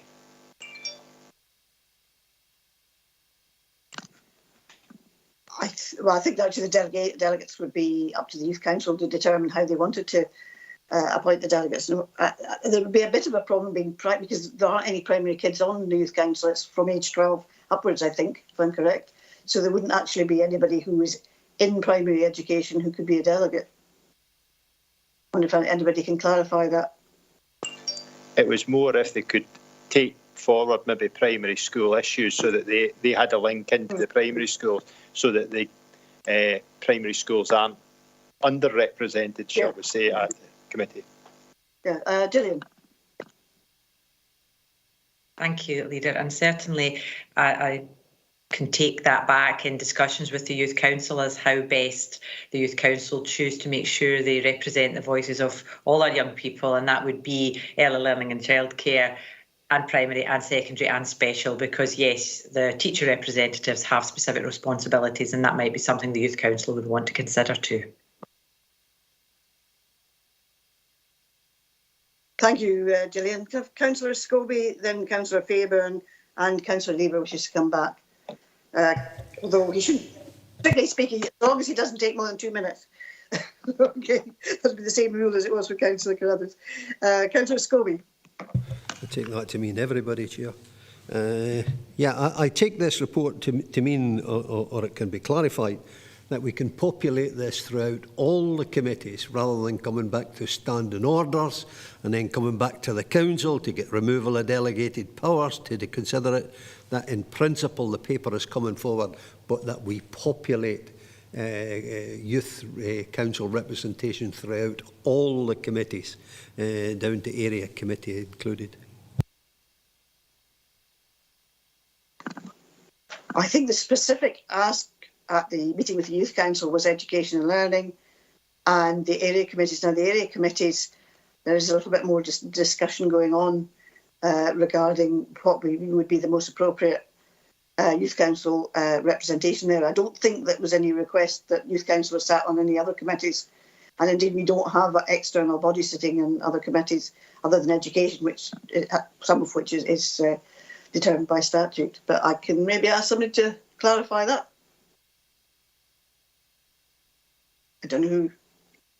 Just to clarify, Leader, that this report deals with the Education and Learning Committee only as the urgent item of business raised at our Education and Learning Committee on the Youth Council reps. So it would be it is specific to this request from the Youth Council that they be represented on education and learning. It would not apply to other committees. I think they would have to be discussed through review of standing orders subcommittee if there are other committees, and indeed there will be recommendations on the area committees coming forward from ROSO. Okay, can I have Councillor Fairbairn? Thanks, Leader. As you rightly stated, long time coming. I think it's an excellent initiative, and we can be more informed, I think, as well, having the Youth Council on board. I think it's a good way forward to note that point. Thank you. Thank you. I have Councillor Lever again. Yeah, very briefly, it is a matter for the Youth Council to decide how they actually allocate the two places, but I'm sure they'll take Gillian's advice. Thank you. Thank you. Councillor Ferguson. Actually, Willie beat me to it, Leader, because my question was why only the Education Committee? And I think you've given a pretty fair answer in terms of the process. I think it's a bit short-sighted. We should be proactive in this rather than reactive to what the Youth Council want. We should be offering to them. Would be my spin on this. And if it takes us going back to the other committees and bringing it back up, because there's a lot of things Communities Committee, for example, cover that affect young people a lot, yet they've got no voice there. It's not only education, and if I'm right, the Youth Council go up to certain ages, about 24 or 25, so they're not all in learning. There's a significant number are out of learning. So I'm just backing Willie's plea here as a plea of my own. And why don't we include some other committees as well here? Be proactive in the matter rather than wait and be reactive. We can offer them the places if we agree, and they can then take them up or not as they see fit. Here, Andy. certainly that's up to the council to decide. I don't think we decide that here today on the basis of on the back of this paper, but it's obviously something that can be discussed. Can I suggest first of all that we have the discussion with the Youth Council with regard to how many committees they would like to be on or have representation on, given that the council meetings are within the school day or the university day a lot of the time, and they may not wish to be having loads of council meetings to go to as well. So, but it's something certainly that the council could discuss, but I think it is more a matter for the next council rather than this one, and certainly not on the back of this particular paper. Councillor Nicholson. Thank you, Leader. I think the Standing Order Subcommittee would be dealing with any other things to come forward anyway, so we'll leave it to that and leave it to the Youth Council how they make the representations on that. I think on the representation, and whether it's a primary and secondary, teacher representatives represent teachers. Youth Council, to my mind, represent the whole of D&G. So therefore, they both should have, a say in each of the secondary and primary. And I think it'd be more difficult if you're getting stand-ins as well, because a stand-in would need to then stand in for a primary and another one for a secondary. But anyway, that's my opinion. Thanks, Councillor Nicholson. I think that's certainly something that maybe the youth councillors would want to discuss. Councillor Surtees. Thank you, Leader. Yes, I would support this idea to have 2 youth councillors. I also agree that we ought to consider young people for other committees, but I think it would be prudent to get through this today for the Education and Learning Committee, and I will support it. Thank you very much. Thank you. I'm not seeing any other members wishing to contribute to this debate. So are we content to agree with the recommendation from the Education and Learning Committee that there would be 2 youth councillor representatives on the Education and Learning Committee as of the next meeting of that committee?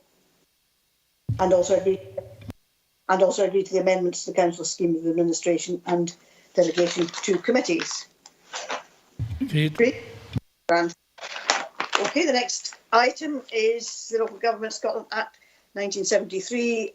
Members are asked to consider adoption of a resolution to exclude the public from the meeting in terms of section 50A4 and paragraph 1 of part 1 of schedule 7A of the Local Government Scotland Act 1973 in relation to item 17 and in relation to urgent item 16A and now to item 12.